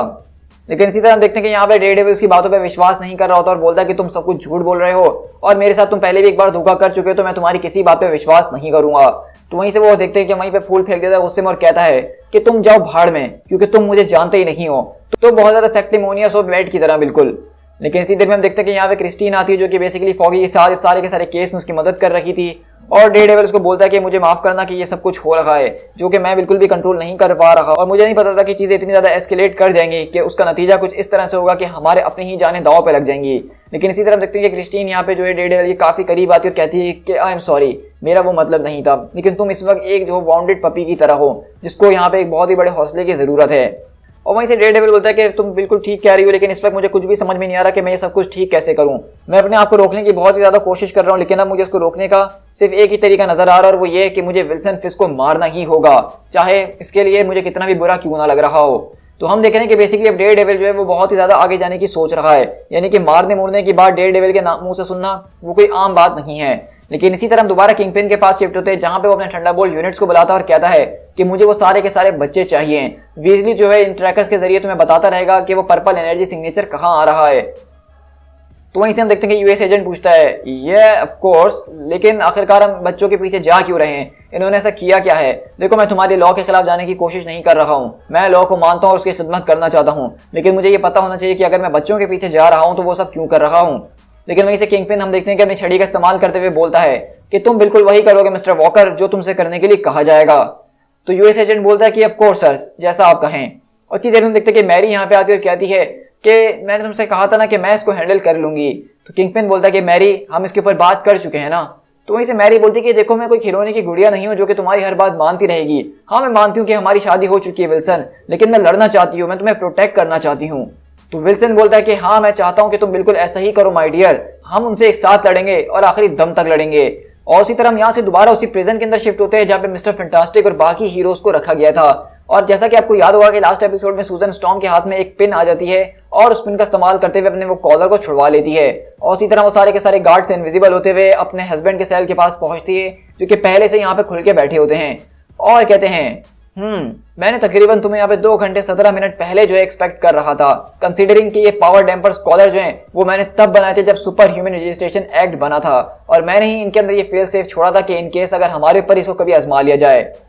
लेकिन इसी तरह हम देखते हैं कि सूजन वहां पे आकर कहती है कि रीड अब बस अपना मुंह बंद भी कर लो। तो वहीं से रीड बोलता है कि चलो जैसा तुम कहो, अब बताओ कि प्लान क्या है माय लव। तो वहीं से सूजन बोलती है कि ये पूरा का पूरा लॉ बेकार है, अब वक्त आ चुका है ब्रेकआउट का। और उसी तरह सारे के सारे गार्ड बोलते हैं क्या तुम्हें कुछ समझ में आ रहा है, क्या तुम्हें कुछ सुनाई दे रहा है। तो कहता है कि हाँ हो सकता है। अचानक सारे के सारे सेल्स के अंदर से हलचल दिखाई दे रही है, लेकिन इतनी देर में हम देखते हैं कि वहां से एक आदमी आके उस गार्ड की गर्दन पकड़ के उसको पकड़ लेता है, और वो दरअसल कोई और नहीं बल्कि मून नाइट होता है। और इसी तरह हम देखते हैं कि यहाँ पे टोनी स्टार्क वगैरह सब अपने जेल से निकल चुके हैं और मिस्टर फैंटास्टिक पूछते हैं तो टोनी बताओ क्या तुम यहाँ पे लड़ने के लिए बिल्कुल तैयार हो। तो वहीं से टोनी बोलता है कि अगर मेरे पास मेरा आर्मर होता तो थोड़ा और आसान होता, लेकिन फिर भी अगर बात की जाए तो हमारे लिए चीजें आसान होती ही कब हैं। और इसी तरह हम देखते हैं कि बेसिकली पूरे के पूरे प्रिजन के अंदर सारे के सारे हीरोज अब छूट चुके हैं और वो यहाँ से ब्रेकआउट करके निकलने की तैयारी कर रहे हैं। लेकिन इसी तरह हम लोग यहाँ से बुच के पास शिफ्ट होते हैं जो कि दरअसल आपको बताता चलूं कि कोई और नहीं बल्कि किंगपिन का ही बेटा है, जिसको यहाँ पे अरेस्ट कर लिया गया था क्योंकि वो भी एक तरह का क्रिमिनल है। लेकिन किंगपिन खुद यहाँ पे उसको आता है छुड़वाने के लिए, और वो अपने बेटे को समझाने की कोशिश करता है कि इसके अंदर उसकी कोई गलती नहीं है। ये सारे के सारे लोग इसको पकड़ा सिर्फ इसीलिए गया क्योंकि वो एक क्रिमिनल था जिसके बारे में किंगपिन को नहीं पता था, और अब उसको वो छुड़वाने के लिए आ गया है। लेकिन हम यहाँ पे देख रहे हैं कि यहाँ पे बेसिकली बुच और उसके बाप यानी कि विल्सन के बीच कुछ डैडी इश्यूज वगैरह चल रहे हैं, और फिस्क उसको समझाने की बहुत कोशिश करता है लेकिन वो उसके मुंह पे थूक के वहां से आगे बढ़ जाता है। और इसी के बाद हम देखते हैं कि बेसिकली यहाँ पे जो चैंपियंस की टीम है जिसमें कमाला खान, नोवा, माइल्स मोरालेस और हमें दूसरे हीरोज नजर आ रहे हैं जिस तरह विज वगैरह, वो सब यहाँ पे जो किसी और से नहीं बल्कि राइनो से मुकाबला कर रहे हैं। लेकिन हम देखते हैं कि राइनो बोलता है कि मैं यहाँ पे तुम लोगों से लड़ने के लिए नहीं आया हूँ। तो माइल्स बोलता है कि श्योर थिंग ऑफिसर राइनो, जैसा तुम कहो। लेकिन इतनी देर में हम देखते हैं कि वहां पे वो बेसिकली सारे के सारे ड्रोन्स आना शुरू हो जाते हैं और वो इनको डिटेक्ट कर लेते हैं। तो राइनो बोलता है कि प्लीज मुझसे लड़ना बंद करो, मैं तुम्हारी साइड पर हूँ। तो वहीं से माइल्स बोलता है कि अगर तुम हमारी साइड पर हो तो ये बैच पहन के क्यों घूम रहे हो। लेकिन इसी तरह हम देखते हैं कि वहां पे सारे के सारे ड्रोन्स उनको चारों तरफ से घेर लेते हैं और उनके ऊपर अटैक करने ही वाले होते हैं। लेकिन तभी हम देखते हैं कि वहां पे राइनो जो होता है वो बेसिकली उसी तरह का थंडरबोल्ट्स का बैच उन सारे के सारे चैंपियंस के सीनों के ऊपर लगा देता है। और हम देखते हैं कि बेसिकली उस बैच से होता ही है कि जैसे ही वो उनके ऊपर वो बैच लगाता है तो वो ड्रोन जो है वो उनको पकड़ना बंद कर देते हैं और वहां से चले जाते हैं। तो नोवा बोलता है कि अभी अभी ये दरअसल हुआ क्या है। तो इसे राइनो बताता है कि सारे के सारे ड्रोन्स उन लोगों के ऊपर अटैक नहीं करते जिनके पास ये बैच मौजूद होता है, ये एक किस्म का वाईफाई, तुम इसको समझ सकते हो कि ये उन लोगों के ऊपर अटैक नहीं करेंगे जिसके पास भी ये बैच मौजूद होगा। तो जैसा कि मैंने तुम लोगों से कहा कि मैं यहाँ लड़ने के लिए नहीं आया हूँ। तो माइल्स पूछता है तो आखिरकार तुम यहाँ पे करने के लिए क्या आए हो। तो वो कहता है कि देखो बच्चों, तुम शायद इस बात को जानते ही हो कि मैं कोई बुरा आदमी नहीं हूँ, मैं ये सारा का सारा काम इसलिए कर रहा हूँ क्योंकि मुझे इसके अंदर अच्छे पैसे मिल रहे थे और मुझे ये बताया जा रहा था कि मैं कानून को फॉलो कर रहा हूँ। लेकिन ये मेयर कुछ और ही चाहता है जिसके बारे में मुझे नहीं पता, और अब ये कुछ बच्चों को चाहता है। मैं यहाँ पे तुम बच्चों की बात नहीं कर रहा बल्कि दूसरे बच्चों की बात कर रहा हूँ, वो बच्चे जिन्होंने अब तक कुछ गलत भी नहीं किया है, और मैं ये सारे के सारे काम नहीं कर सकता हूँ। तो इसलिए मैंने सोचा कि मुझे किसी को ये बात बतानी चाहिए, कुछ हीरो टाइप्स को जो कि मेरी इसके अंदर मदद कर सकें। तो इसी तरह माइल्स बोलता है कि वेट, तुम आखिरकार किन बच्चों की बात कर रहे हो। और इसी तरह अगले पल यहाँ पे स्टीव रॉजर्स और बाकी सारे के सारे हीरोज के पास शिफ्ट होते हैं जो कि यहाँ छुपे हुए हैं, और माइल्स आगे उनको ये सारी की सारी बातें बताता है कि किस तरह से किंगपिन यहाँ पे जो है पर्पल मैन के बच्चों को ट्रैक करने की कोशिश कर रहा है थंडरबोल्ट्स के जरिए। तो स्टीव रॉजर्स बोलते हैं क्या तुम इस बारे में श्योर हो। तो माइल्स बोलता है कि हाँ बिल्कुल, मतलब मेरा दिमाग इतना तेज चलने वालों में से तो है नहीं, लेकिन मैं राइनो के ऊपर बिलीव करता हूँ। उसने बताया कि ये कोई ट्रैप नहीं है बल्कि वो विल्सन फिस्क जो है वो पर्पल मैन के बच्चों को पकड़ने की कोशिश कर रहा है जो कि अपेरेंटली इसी टाउन के अंदर मौजूद हैं। तो स्टीव बोलते हैं कि वो बच्चों को किडनैप करना चाहता है, आखिरकार वो ये सब करके करना क्या चाहता है। तो शीहेल बोलती है कि वो सिर्फ पावर को चाहता है, उसके जरिए वो पूरी की पूरी पॉपुलेशन को मैनिपुलेट बहुत आसानी से कर पाएगा। तो ये बात समझ लो कि अगर उसके हाथ वो बच्चे लग गए तो वहीं से लूक बोलता है इसका मतलब कि वो इलेक्शन जीत जाएगा और सारी की सारी सिटी उसके गुलाम बनकर रहेगी हमेशा के लिए। लेकिन इसी तरह हम देखते हैं कि जेसिका जोन्स बोलती है बस अब बहुत हो चुका है, मैं इन सारी की सारी चीजों से थक चुकी हूँ कि किस तरीके से वो हमें बार बार कंट्रोल करने की कोशिश कर रहा है और हम चूहों की तरह छुपते फिर रहे हैं, और अब वो बच्चों के पीछे है, अब तो बस हद हो चुकी है। तुम आइस ये बताओ कि तुम्हारे टीममेट्स कहाँ हैं। तो माइल्स बोलता है कि वो लोग ब्रुकलिन के अंदर ही छुपे हुए हैं, लेकिन क्यों? तो जेसिका जोन्स बोलती है क्योंकि अब हमें उनकी जरूरत पड़ने वाली है। अब हम लोग जो है बच्चों को ढूंढने के लिए जा रहे हैं, और अगर हमें रोकने के लिए फिस्क या ऑटो या कोई और भी आने की कोशिश करता है तो मैं उन सबसे निमट लूंगी, चाहे इसका अंजाम अब कुछ भी क्यों ना हो। और इसी तरह हम देखते हैं कि बेसिकली यहाँ पे जेसिका जोन्स ने इस बात का फैसला कर लिया कि बस अब बहुत हो चुका है, अब वो फिस्क से छुप के नहीं रहने वाली और वो उससे मुकाबला करेगी, इसका अंजाम चाहे अब कुछ भी क्यों ना हो। और इसी तरह हम देखते हैं कि फिस्क यहाँ पे बैठ के अपनी जो है दारू वारू पी रहा होता है और वो काफी ज्यादा सैड होता है क्योंकि उसके बच्चे ने उसके साथ ये सारी की सारी हरकतें करी हैं। तो वहीं पे मैरी आके उसको समझाने की कोशिश करती है कि तुम्हें इसके बारे में इतना सोचना नहीं चाहिए, वो एक ना एक दिन बिल्कुल ठीक हो जाएगा और तुम्हारे पास खुद आएगा। लेकिन वहीं से हम देखते हैं कि किंगपिन बताता है कि मुझे समझ में नहीं आ रहा कि मैं ये सब कर क्यों रहा हूँ। मतलब मुझे पहले लग रहा था कि मैं ये सब पावर के लिए कर रहा हूँ, फिर मुझे लगा कि मैं ये सब बदले के लिए कर रहा हूँ, लेकिन अब मैं बस इसको करते जा रहा हूँ और मुझे नहीं पता कि किस एंड तक मैं करते रहूंगा। और कहता है कि मुझे देखो पहले जो है लड़ाई झगड़े करके बहुत ज्यादा सेटिस्फेक्शन मिला करती थी जो कि मैं बयान नहीं कर सकता हूँ, लेकिन अब मुझे ऐसा कुछ भी फील नहीं हो रहा है। तो मैरी बोलती कि ओ विल्सन, मैं भी कुछ इसी तरीके से फील कर रही हूँ। मतलब मुझे पूरी तरीके से याद तो नहीं है कि उस वक्त क्या हुआ था जब हम पहली बार मिले थे, क्योंकि इतने सालों के अंदर काफी ट्रॉमा काफी ट्रीटमेंट से मैं गुजरी हूँ और मेरे अंदर से मेरी कुछ मेमोरीज मिट चुकी हैं, लेकिन अभी भी इन सारी की सारी बातों को फील कर सकती हूँ जब तुम्हें होल्ड करती हूँ। तो फिस्क बोलता है कि आई विश हम दोनों के पास हमारी मेमोरीज मौजूद होती, ये मुझे बिल्कुल भी फेयर नहीं लग रहा है, आई विश कि तुम्हें वो सब याद आ जाए। लेकिन अगले पल हम देखते हैं कि जैसे ही फिस्क बेसिकली उस केन को पकड़ा हुआ होता है और वो जब ये बात बोलता है तो अचानक मैरी को सारी की सारी बातें याद आ जाती हैं। तो वहीं से विल्सन बोलता है कि मुझे माफ करना, मुझे नहीं पता था कि ये केन। तो मैरी बोलती है कि नहीं नहीं, माफी मांगने की जरूरत नहीं है, मुझे तो सब कुछ याद आ गया, ये सच में एक बहुत ही बड़ा तोहफा है, ये पूरी की पूरी पावर, ये तो बहुत ही रिमार्केबल है, मुझे कोई आइडिया नहीं था कि तुम्हारे पास इतनी पावर है। तो वहीं से किंगपिन बोलता है पता तो मुझे भी नहीं था इस बारे में। और अगले पल हम देखते हैं कि किंगपिन की एकदम आंखें खुल जाती हैं कि वो बेसिकली एक अल्फाज बोल के उसने पूरी की पूरी मैरी की मेमोरीज को याद दिला दिया। तो उसी तरह हम देखते हैं कि वो वहां से जाने लगता है। तो वहीं से मैरी पूछती है कि हनी आखिरकार तुम कहाँ जा रहे हो? तो किंगपिन बोलता है कि मुझे ताजा हवा की जरूरत है, मुझे अब बहुत ज्यादा दम घुट रहा है, मुझे जाना ही होगा। और उसी तरह देखते हैं कि बेसिकली किंगपिन वहां पे छत पर आके बैठता है और अपने स्टिक को पकड़ के जोर से बोलता है कि रिमेंबर रिमेंबर। और अगले पल हम देखते हैं कि किंगपिन वहां पे बारिश के अंदर छत के ऊपर बैठा होता है और हम देखते हैं कि बेसिकली अब उसको वो याद आ चुका है जो वो याद करना चाह रहा है। और किंगपिन बोलता है मैट मर्डॉक, यानी कि अब यहाँ पे किंगपिन को जो है उस पर्पल मैन की पावर के जरिए ही ये पता चल चुका है कि वो क्या बात भूला था। और वो बात दरअसल ये थी कि वो दरअसल डेयरडेविल की आइडेंटिटी को भूल चुका था, लेकिन अब उसको वो आइडेंटिटी भी याद आ चुकी है जो कि है मैट मर्डॉक। उसी तरह देखते हैं कि यहाँ पे किंगपिन अपने कमरे के अंदर बैठा हुआ और कहता है ये सब कुछ मुझे एकदम याद आने लग गया, डेयरडेविल मेरे दिमाग के बहुत अंदर तक घुसा और उसने मुझसे बहुत कुछ चुरा लिया। वो आज तक की सबसे ग्रेटेस्ट वॉल्यूशन है जो कि मैं आज तक जानता हूँ। उसने मेरी विक्ट्रीज, मेरी उन सारी की सारी मेमोरीज को चुरा लिया। आखिरकार वो ये सब कर कैसे सकता है? आखिरकार उसको क्या लगता था कि वो अपने आप को मुझसे कब तक बचा सकता है? अब मैं जान चुका हूँ कि उस लाल मार्क्स के पीछे कौन है आखिरकार, Matt Murdock, Matt Murdock, Matt Murdock. और वहीं पे हम देखते हैं कि एक आदमी उधर कहता है कि सर मैंने जैसा कि कहा कि थंडरबोल्ट जो हैं वो पर्पल चिल्ड्रन को जो है लोकेट कर चुके हैं, लेकिन मसला ये है कि वो लोग एक रेजिडेंशियल बिल्डिंग के अंदर मौजूद हैं, क्या अगर आपकी इजाजत हो हम आगे बढ़ सकते हैं? तो इसी तरह हम देखते हैं कि वहीं से किंगपिन अपनी सारी की सारी सोचों में खोया हुआ होता है और कहता है कि कर दो, लेकिन चाहे जितनी भी कैजुअलिटीज क्यों ना हो तुमको वापसी लेकर ही आना। और इसी तरह हम देखते हैं कि बेसिकली यहाँ पे वो सारे के सारे बच्चे जैसा कि एक लेडी के साथ उनके घर पे आ गए थे, तो वो लेडी उनको कुछ सीरियल्स वगैरह खाने के लिए दे रही होती हैं, लेकिन वहीं पे जो पीछे दो बच्चे बड़े होते हैं वो आपस में बातें कर रहे होते हैं। तो बताओ कि क्या प्लान है? तो वो दूसरा बच्चा बोलता है कि आई डोंट नो, नॉर्मली अगर हमारे पास जो पावर्स होती है हम उसका इस्तेमाल करके डैड तक पहुंच ही जाते हैं, लेकिन मुझे नहीं लगता कि हमारी सारी की सारी पावर्स इन ड्रोन्स के ऊपर चलने वाली हैं। तो इसे दूसरी कहती है कि हाँ तुम ठीक कह रहे हो, लेकिन हम शायद स्वेयर्स का इस्तेमाल करके छुपते छुपाते अपने डैड तक किसी तरह पहुंच ही सकते हैं। लेकिन अचानक हम देखते हैं कि वहाँ पे डोर पे जोर जोर से नॉक होती है और वहीं से वो मिस कहती है कि डोर, आखिरकार मेरे घर पे कौन आ गया? तो वहीं से वो बच्चे कहते हैं कि नहीं नहीं प्लीज आप मत जाइएगा, इसको मैं देखता हूँ।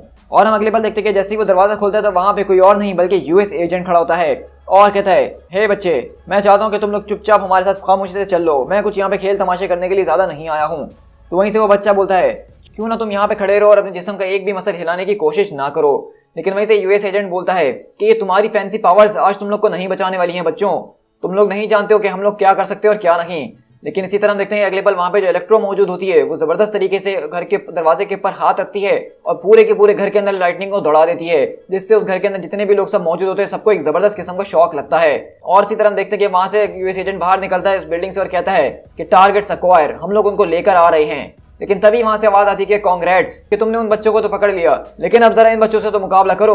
और अगले पल हम देखते हैं कि यहाँ पे जेसिका जोन्स पहुंचती है किसी और के साथ नहीं बल्कि चैंपियंस की टीम के साथ, जिसके अंदर Miles Morales, Kamala Khan, Vision, Nova और यहाँ पे आयरन हार्ट पहुंचती हैं, जिन्होंने अब इस वक्त जो है थंडरबोल्ट्स के बैज अपने ऊपर लगाए हुए हैं, जिसकी वजह से वो ड्रोन्स उनके ऊपर अटैक नहीं कर रहे हैं। और ये ट्रिक इनको किसी और ने नहीं बल्कि राइनो ने बताई थी। और इसी तरह हम देखते हैं कि वहां पे कमाला खान बोलती कि चैंपियंस फौरन से बच्चों को लो और हमें उनको सेफ्टी तक ले जाना होगा। तो माइल्स बोलता है कि तुम ठीक कह रही हो, हमें बच्चों को सेफ्टी तक पहुंचा के फिर इनसे निपटने आना होगा। और इसी तरह वहां से आयरन हार्ट जो है एक बच्चे को लेकर वहां से फौरन उड़ जाती है और वहीं से जेसिका जोन्स आती है और कहती है कि वो सिर्फ बच्चे हैं, यू कैप्टन अमेरिकन फिस्ट इनका इस्तेमाल करके पूरी की पूरी सिटी को कंट्रोल करना चाहता है, क्या तुम इस बात को जानते हो? तो यूएस एजेंट बोलता है कि मैं कोई कैप्टन अमेरिकन नहीं बल्कि यूएस एजेंट स्वीट हार्ट, और तुम नहीं जानती हो लेकिन ये बच्चे अपने लिए एक बहुत ही बड़ा खतरा है, दूसरों के लिए तो बहुत ही बड़ी बात है। लेकिन इतनी देर में हम देखते हैं कि वहां पे जेसिका जोन्स के सामने एक और उससे भी बड़ी मुसीबत आती है और वो कोई और नहीं बल्कि एबोमिनेशन होता है, जो जिसको देख के जेसिका जोन्स बोलती है कि एबोमिनेशन आखिरकार तुम यहाँ पे क्या कर रहे हो, तुम भी इसका हिस्सा बन गए हो। तो वहीं से एबोमिनेशन बोलता है कि करंट मेयर के पास कुछ ऐसी इंफॉर्मेशन मौजूद है जिसकी मुझे जरूरत है लिटिल गर्ल, और वैसे भी मैं तो यहाँ पे सिर्फ कानून को बांधने की कोशिश कर रहा हूँ और कुछ भी नहीं। लेकिन इसी तरह हम देखते हैं कि वहां से थंडरबोल्ट्स के एजेंट आके जेसिका जोन्स के गले में कॉलर बांध देते हैं और उसकी सारी की सारी पावर्स जा चुकी है। और इसी तरह एबोमिनेशन वहां पे एक जबरदस्त किस्म का पंच उसके ऊपर मारता है, लेकिन तभी माइल्स वहां पे आता है, उसको उठा के वहां से ले जाता है। तो वहीं से जेसिका बोलती है कि हम नहीं जा सकते हैं। तो माइल्स बोलता है कि वो एबोमिनेशन है जेसिका, तुम्हें अपना दिमाग लगाना होगा, आज हम उन बच्चों को नहीं बचा सकते हैं क्योंकि अगर हम मर गए तो बचाने के लिए कुछ नहीं बचने वाला।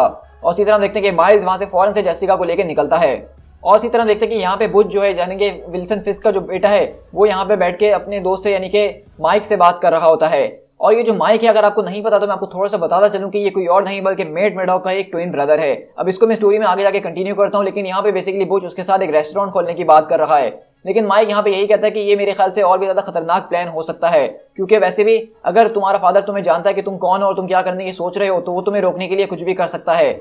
और वो कहता है कि हमें ये सब करने की जरूरत नहीं है, हमें तुम्हारे फादर से पंगा लेने की जरूरत नहीं है। देखो मैं इस बात को जानता हूँ कि तुम अपने डैड पे गुस्सा हो, लेकिन बदले से कुछ नहीं होने वाला। लेकिन वहीं से बुच बोलता है कि देखो कुछ भी पर्सनल नहीं है माइक, लेकिन अगर यहाँ पे ये सारी की सारी चीजें चल रही हैं तो मुझे भी किंगपिन की तरह ही सोचना पड़ेगा। ऐसा नहीं हो सकता कि इस पूरे के पूरे शहर में रह के हम उससे मुकाबला करें और अपने हाथों को साफ रख सकें। देखो अगर तुम इसका हिस्सा नहीं बनना चाहते हो तो मुझे कोई मसला नहीं है माइक, मैं तुमसे कोई शिकायत नहीं रखूंगा। तो वहीं से माइक बोलता है कि क्या हुआ अगर मैं खुद भी सारी की सारी चीजें ठीक करना चाहता हूँ। तो वहीं से बुच बोलता है कि आखिरकार तुम किस बारे में बात कर रहे हो। तो माइक बोलता है कि देखो मैं यहाँ पे ऐसा कुछ है जो मुझे तुम्हें बताना है, लेकिन मुझे समझ में नहीं आ रहा कि मैं इसकी शुरुआत कहाँ से करूँ, मैं सच में नहीं हूँ। देखो ये एक बहुत ही लंबी कहानी है, लेकिन मेरे पास एक तरह का स्टोन मौजूद है, सम काइंड ऑफ मैजिक। तो बुच बोलता है कि ये तुम किस किस्म की बातें कर रहे हो कि तुम असली नहीं हो, तुम मैजिक स्टोन, ये सब क्या चल रहा है। तो वहीं से माइक बोलता है कि देखो उस स्टोन को नॉन स्टोन कहा जाता है और उसको मैंने अपने भाई के घर के ऊपर छुपा के रखा हुआ है, उसके अंदर अभी भी कुछ पावर्स मौजूद है, लेकिन मैं इस बात को नहीं जानता हूँ कि उसको इस्तेमाल कैसे करना है, बस उसको मैंने अपने पास इसीलिए रखा हुआ है एक इंश्योरेंस पॉलिसी की तरह। मेरे ख्याल से अगर अब हमें जिंदा रहना है और किंगपिन से मुकाबला करना है तो उस पत्थर को मुझे चलाना सीखना ही होगा। लेकिन वहीं से बुच बोलता है कि बस अब बहुत हो चुका है माइक, यही वो एग्जैक्ट रीजन है जिस वजह से मैं अपने डैड के ऊपर गुस्सा हूँ। मुझे सारा का सारा सुपर हीरो स्टफ बहुत ज्यादा नॉनसेंस लगता है, और इस वक्त तुम यहाँ पे उड़ने की बात कर रहे हो, मैजिक स्टोन की बात कर रहे हो, मैं तुम्हारे लिए कोई डैम कॉस्ट्यूम नहीं पहनने वाला हूँ या कुछ और भी। तुमने मुझे आज तक सीरियसली नहीं लिया, ना ही मेरी किसी एक बात को भी। मैं अब यहाँ से जा रहा हूँ अपना बिजनेस चलाने के लिए और तुम जाओ और जाके अपने स्टोन के साथ खेलो। तो वहीं से माइक बोलता है कि बुच लेकिन मेरी बात तो सुनो, मैं तुम्हें इन सबसे बचा सकता हूँ, मैं जानता हूँ कि मैं ये कर सकता हूँ। तो मैं आपको थोड़ा सा यहाँ पे बता दूं कि दरअसल जिस बंदे को आप देख रहे हैं व्हाइट कोट के अंदर, ये माइक मैडॉक है, जो कि बेसिकली मैट मैडॉक का एक भाई है, लेकिन ये सच में नहीं है। ये एक तरह का मैट मैडॉक का जो एक सबकॉन्शियस माइंड था, जिसको एक विलन ने जो है एक पावर के जरिए उसको असली इंसान बना दिया। और जब माइक बन जाता है अपने वजूद के अंदर तो ये बेसिकली द हुड से जो है नॉन स्टोन चुरा लेता है, जो कि एसगार्डियन आर्टिफैक्ट है बहुत ही ज्यादा पावरफुल, और उस एसगार्डियन आर्टिफैक्ट के जरिए अपनी सारी की सारी मेमोरीज जो कि मैट मैडॉक की होती हैं वो इसके पास भी आ चुकी होती हैं, और ये एक तरह से मैट मैडॉक के ट्विन भाई का रोल प्ले कर रहा है इस वक्त कॉमिक्स के अंदर। और इत्तेफाक की बात है जो उसका नेबर होता है वो बुच होता है, जो कि किंगपिन का बेटा है, और उन दोनों की अच्छी दोस्ती हो जाती है।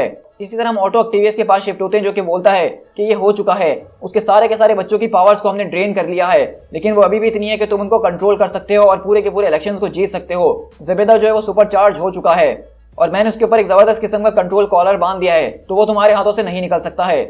तो किंगपिन बोलता है कि अब मुझे उन सारे के सारे इलेक्शंस की कोई परवाह नहीं है। तो ऑटो बोलता है और रियली, तो मुझे बताओगे कि आखिरकार तुम्हारा ग्रैंड प्लान क्या है विल्सन। अब भले ही ज़ेबेदा तुम्हारे पूरे कंट्रोल के अंदर आ ही गया हो, लेकिन उसके बावजूद भी तुम मेरे न्यूरल ब्लॉकर्स को तोड़ नहीं सकते हो। वहीं से किंगपिन अपनी छड़ी चमकाते हुए बोलता है तुम जानते हो ना कि आखिरकार क्यों वो छोटा सा भद्दा सा मजाक जिसको लोग स्पाइडरमैन बुलाते हैं वो तुम्हें बार बार हराता रहता है ऑटो, क्योंकि तुम शॉर्ट टर्म हो, तुम कभी अपने से आगे या अपनों से आगे सोचते ही नहीं हो। प्लीज अब फौरन से इस अनवांटेड ऑटो को यहाँ से बाहर फेंक दो। और अगले पल हम देखते हैं कि जो उसके दूसरे ऑटो टीवीएस होते हैं यानी कि बैनर वाला ऑटो, वो फौरन से इस वाले ऑटो को पकड़ के यहाँ से उठा के बाहर फेंकता है बिल्डिंग से। और हम देखते हैं कि वहीं से अगले पल किंगपिन ज़ेबिदा को आजाद कर देता है और कहता है, तो ज़ेबिदा बोलता है कि अब ये क्या हो रहा है। तो किंगपिन बोलता है कि बस अब बहुत हो चुका है ज़ेबिदा, अब मैं जा रहा हूँ उसको जान से मारने के लिए। मैं चाहता हूँ कि सब इस बारे में जाने कि जो अब आगे होने वाला है उसके अंदर उसकी गलती है। ये सारी की सारी सजा जो मैं दे रहा हूँ वो उसके क्राइम्स के लिए दे रहा हूँ। Kill them Killgrave, burn the city down if you have to. हर एक सुपर हीरो को मार दो जो कोई भी तुम्हारे रास्ते में आने की कोशिश करे, और जो हमें अचीव करना है हम उसको किसी भी पोटेंशियल तक जाके अचीव करेंगे ही। इसके लिए तुम्हें सबको मारने की जरूरत पड़े तो सबको जान से मार डालो। और इसी तरह हम देखते हैं कि ज़ेबिदा किल ग्रेव को यहाँ पे बेसिकली किंगपिन ने एक तरह के वेपन के अंदर ट्रांसफॉर्म कर दिया है, क्योंकि उसके अंदर अब उसके बच्चों की पावर्स और उसकी अपनी पावर्स भी मौजूद हैं, और किंगपिन उस छड़ी के जरिए अब उसको भी कंट्रोल कर रहा है। इसी तरह हम यहाँ से एवेंजर्स के हाइड आउट के अंदर शिफ्ट होते हैं, जहाँ पे लूक केज आता है और पूछता है कि वो कहाँ हैं। तो माइल्स बोलता है कि परेशान होने की जरूरत नहीं है, वो बिल्कुल ठीक है। तो जेसिका बोलती कि मैं बिल्कुल ठीक हूँ, यहाँ पे मुझे ज्यादा चोट नहीं बल्कि मेरे ईगो को ज्यादा चोट लगी है। एबोमिनेशन भी अब उनकी साइड पर आ चुका है। यार अब तो बात ज्यादा ही हाथ से निकल गई है, ये काफी डेंजरस हो गया बाहर घूमना। आखिरकार किल ग्रेव वाली सिचुएशन के ऊपर हम कहाँ तक पहुंचे। तो वहीं से स्पाइडरमैन बोलता है कि देखो मैं कोई टोनी स्टार्क तो नहीं हूँ, लेकिन मुझे ऐसा लगता है कि हम जिस रेप्लिकेटर को यहाँ पे बना रहे हैं वो काम कर रहा है। जैसा कि तुमने कहा कि पर्पल मैन न्यूरल डिस्ट्रप्टर्स को जो हम यहाँ पे बना रहे हैं वो तुम्हें एमा फ्रॉस्ट ने दिए हैं, क्या हम उसके काम के ऊपर विश्वास कर सकते हैं? आई मीन एक्समैन जो है थोड़े से, हाँ वो काम करेंगे, जरूर करेंगे, क्योंकि हमने उसको पहले भी इस्तेमाल किया है। तो वहीं से डेयरडेविल पूछता है कि ये बताओ कि तुम्हारी कैंपेन कैसी चल रही है। तो लूक बोलता है कि देखो ऑनेस्टली जब तक पर्पल मैन का सारा इन्फ्लुएंस लोगों के दिमाग के ऊपर मौजूद है, मैं चाहे कितने भी तीर मारने की कोशिश कर लूँ, लोग उसी को अगला मेयर बना के ही रहेंगे। तो वहीं से जो वहाँ पे एक बच्चा बैठा हुआ था वो बोलता है कि अगर तुम्हें कुछ करना है तो तुम्हें सिर्फ एक ही चीज़ करनी है कि इसको जान से मारना है। तो लूक बोलता है कि वेट, तुम कौन हो? तो कहता है कि मैं उनमें से एक बच्चा हूँ और मैं तुम्हें ये बात बता रहा हूँ कि वो ईवल है, उसको रोकने का सिर्फ एक ही तरीका है कि तुम्हें उसको जान से मारना होगा। तो वहीं से डेयरडेविल आता है और कहता है कि देखो मैं तुम्हारी बात को समझ रहा हूँ जोसेफ, लेकिन हम लोग यहाँ पे किसी को मारते नहीं हैं। यही चीज़ हमें उनसे सेपरेट करती है, क्योंकि हम लोगों की मदद करते हैं, उनकी लाइफ को बचाते हैं। हम यहाँ पे जिंदगी लेंगे तो हमारी सारी जिंदगी बर्बाद हो जाएगी, वो एक चीज़ तुम्हें बदल के रख देगी। हम तुम्हारे फादर को और फिस को दोनों को ही रोकेंगे। लेकिन इतनी ही देर में हम देखते हैं कि यहाँ पे क्रिस्टीन का फोन आता है बेसिकली डेयरडेविल के पास, और वो उसको यहाँ शहर की सिचुएशन बता रही होती है और कहती है कि सारे के सारे मामला जो है वो बहुत ही ज़्यादा हाथ से निकल रहे हैं। हर तरफ किंगपिन ने अपने बंदों को छोड़ दिया और हमारा काम करना तक मुश्किल हो गया है। और क्रिस्टीन बताती है कि अब ऐसा लग रहा है कि पूरी की पूरी शहर के अंदर एक तरह की रॉयट चल रही है। तो डेयरडेविल बोलता है कि वेट, क्या कहा तुमने अभी मुझसे? और इसी तरह अगले पल यहाँ से शिफ्ट होते हैं उन ऑटो के पास, जहाँ पे बैनर अपने होश में आता है और कहता है कि मुझे नहीं पता कि ये क्या हो रहा है। तो ऑटो बोलता है कि फिस जो है वो मुकम्मल तौर पे पागल हो गया है, उसका दिमाग ज़्यादा ही खराब होते जा रहा है। लेकिन अगले पल हम देखते हैं कि वहाँ पे सारे के सारे बैनर्स की आंखें चमकती हैं और वो पीछे की तरफ मुड़ जाते हैं। तो ऑटो बोलता है कि वेट, आखिरकार अब तुम लोग क्या कर रहे हो? और हम देखते हैं कि यहाँ पे दरअसल सारे के सारे जो थंडरबोल्ट्स की टीम होती है वो यहाँ पे ऑटो के सामने आके खड़े हो जाती है। लेकिन यूएस एजेंट बोलता है स्टैंड डाउन ऑक्टेवियस, इस वक्त तुम हमारे टारगेट नहीं हो, हम तुम्हें पकड़ने के लिए नहीं आए हैं। क्योंकि अगली बार हम देखते हैं कि वहाँ पे पीछे अवेंजर्स और चैंपियंस मिलके एक साथ अटैक करते हैं, जहाँ पे स्टीव रॉजर्स बोलते हैं कि एवेंजर्स और डेयरडेविल बोलता है कि असेंबल। तो वहीं से स्पाइडरमैन आता है और कहता है कि व्हाट्सअप डॉग या डॉग्स। वैसे भी सॉरी ऑटो, तुम तो इस बात को जानते ही हो ना कि तुम मेरी प्रायोरिटी लिस्ट के अंदर कभी ऊपर आते ही नहीं थे, अनलेस तुमने यहाँ पे पर्पल मैन को कहीं पे देखा हो, क्योंकि मैं उससे बहुत बेसब्री से बात करना चाह रहा हूँ। और इसी तरह हम देखते हैं कि यहाँ पे सारे के सारे ऑटो टीवीएस, सारे के सारी थंडरबोल्ट्स मिलके यहाँ पे एवेंजर्स और चैंपियंस से मुकाबला कर रहे हैं और पूरी की पूरी सिटी के अंदर एक जबरदस्त किस्म का ब्लास्ट चल रहा है।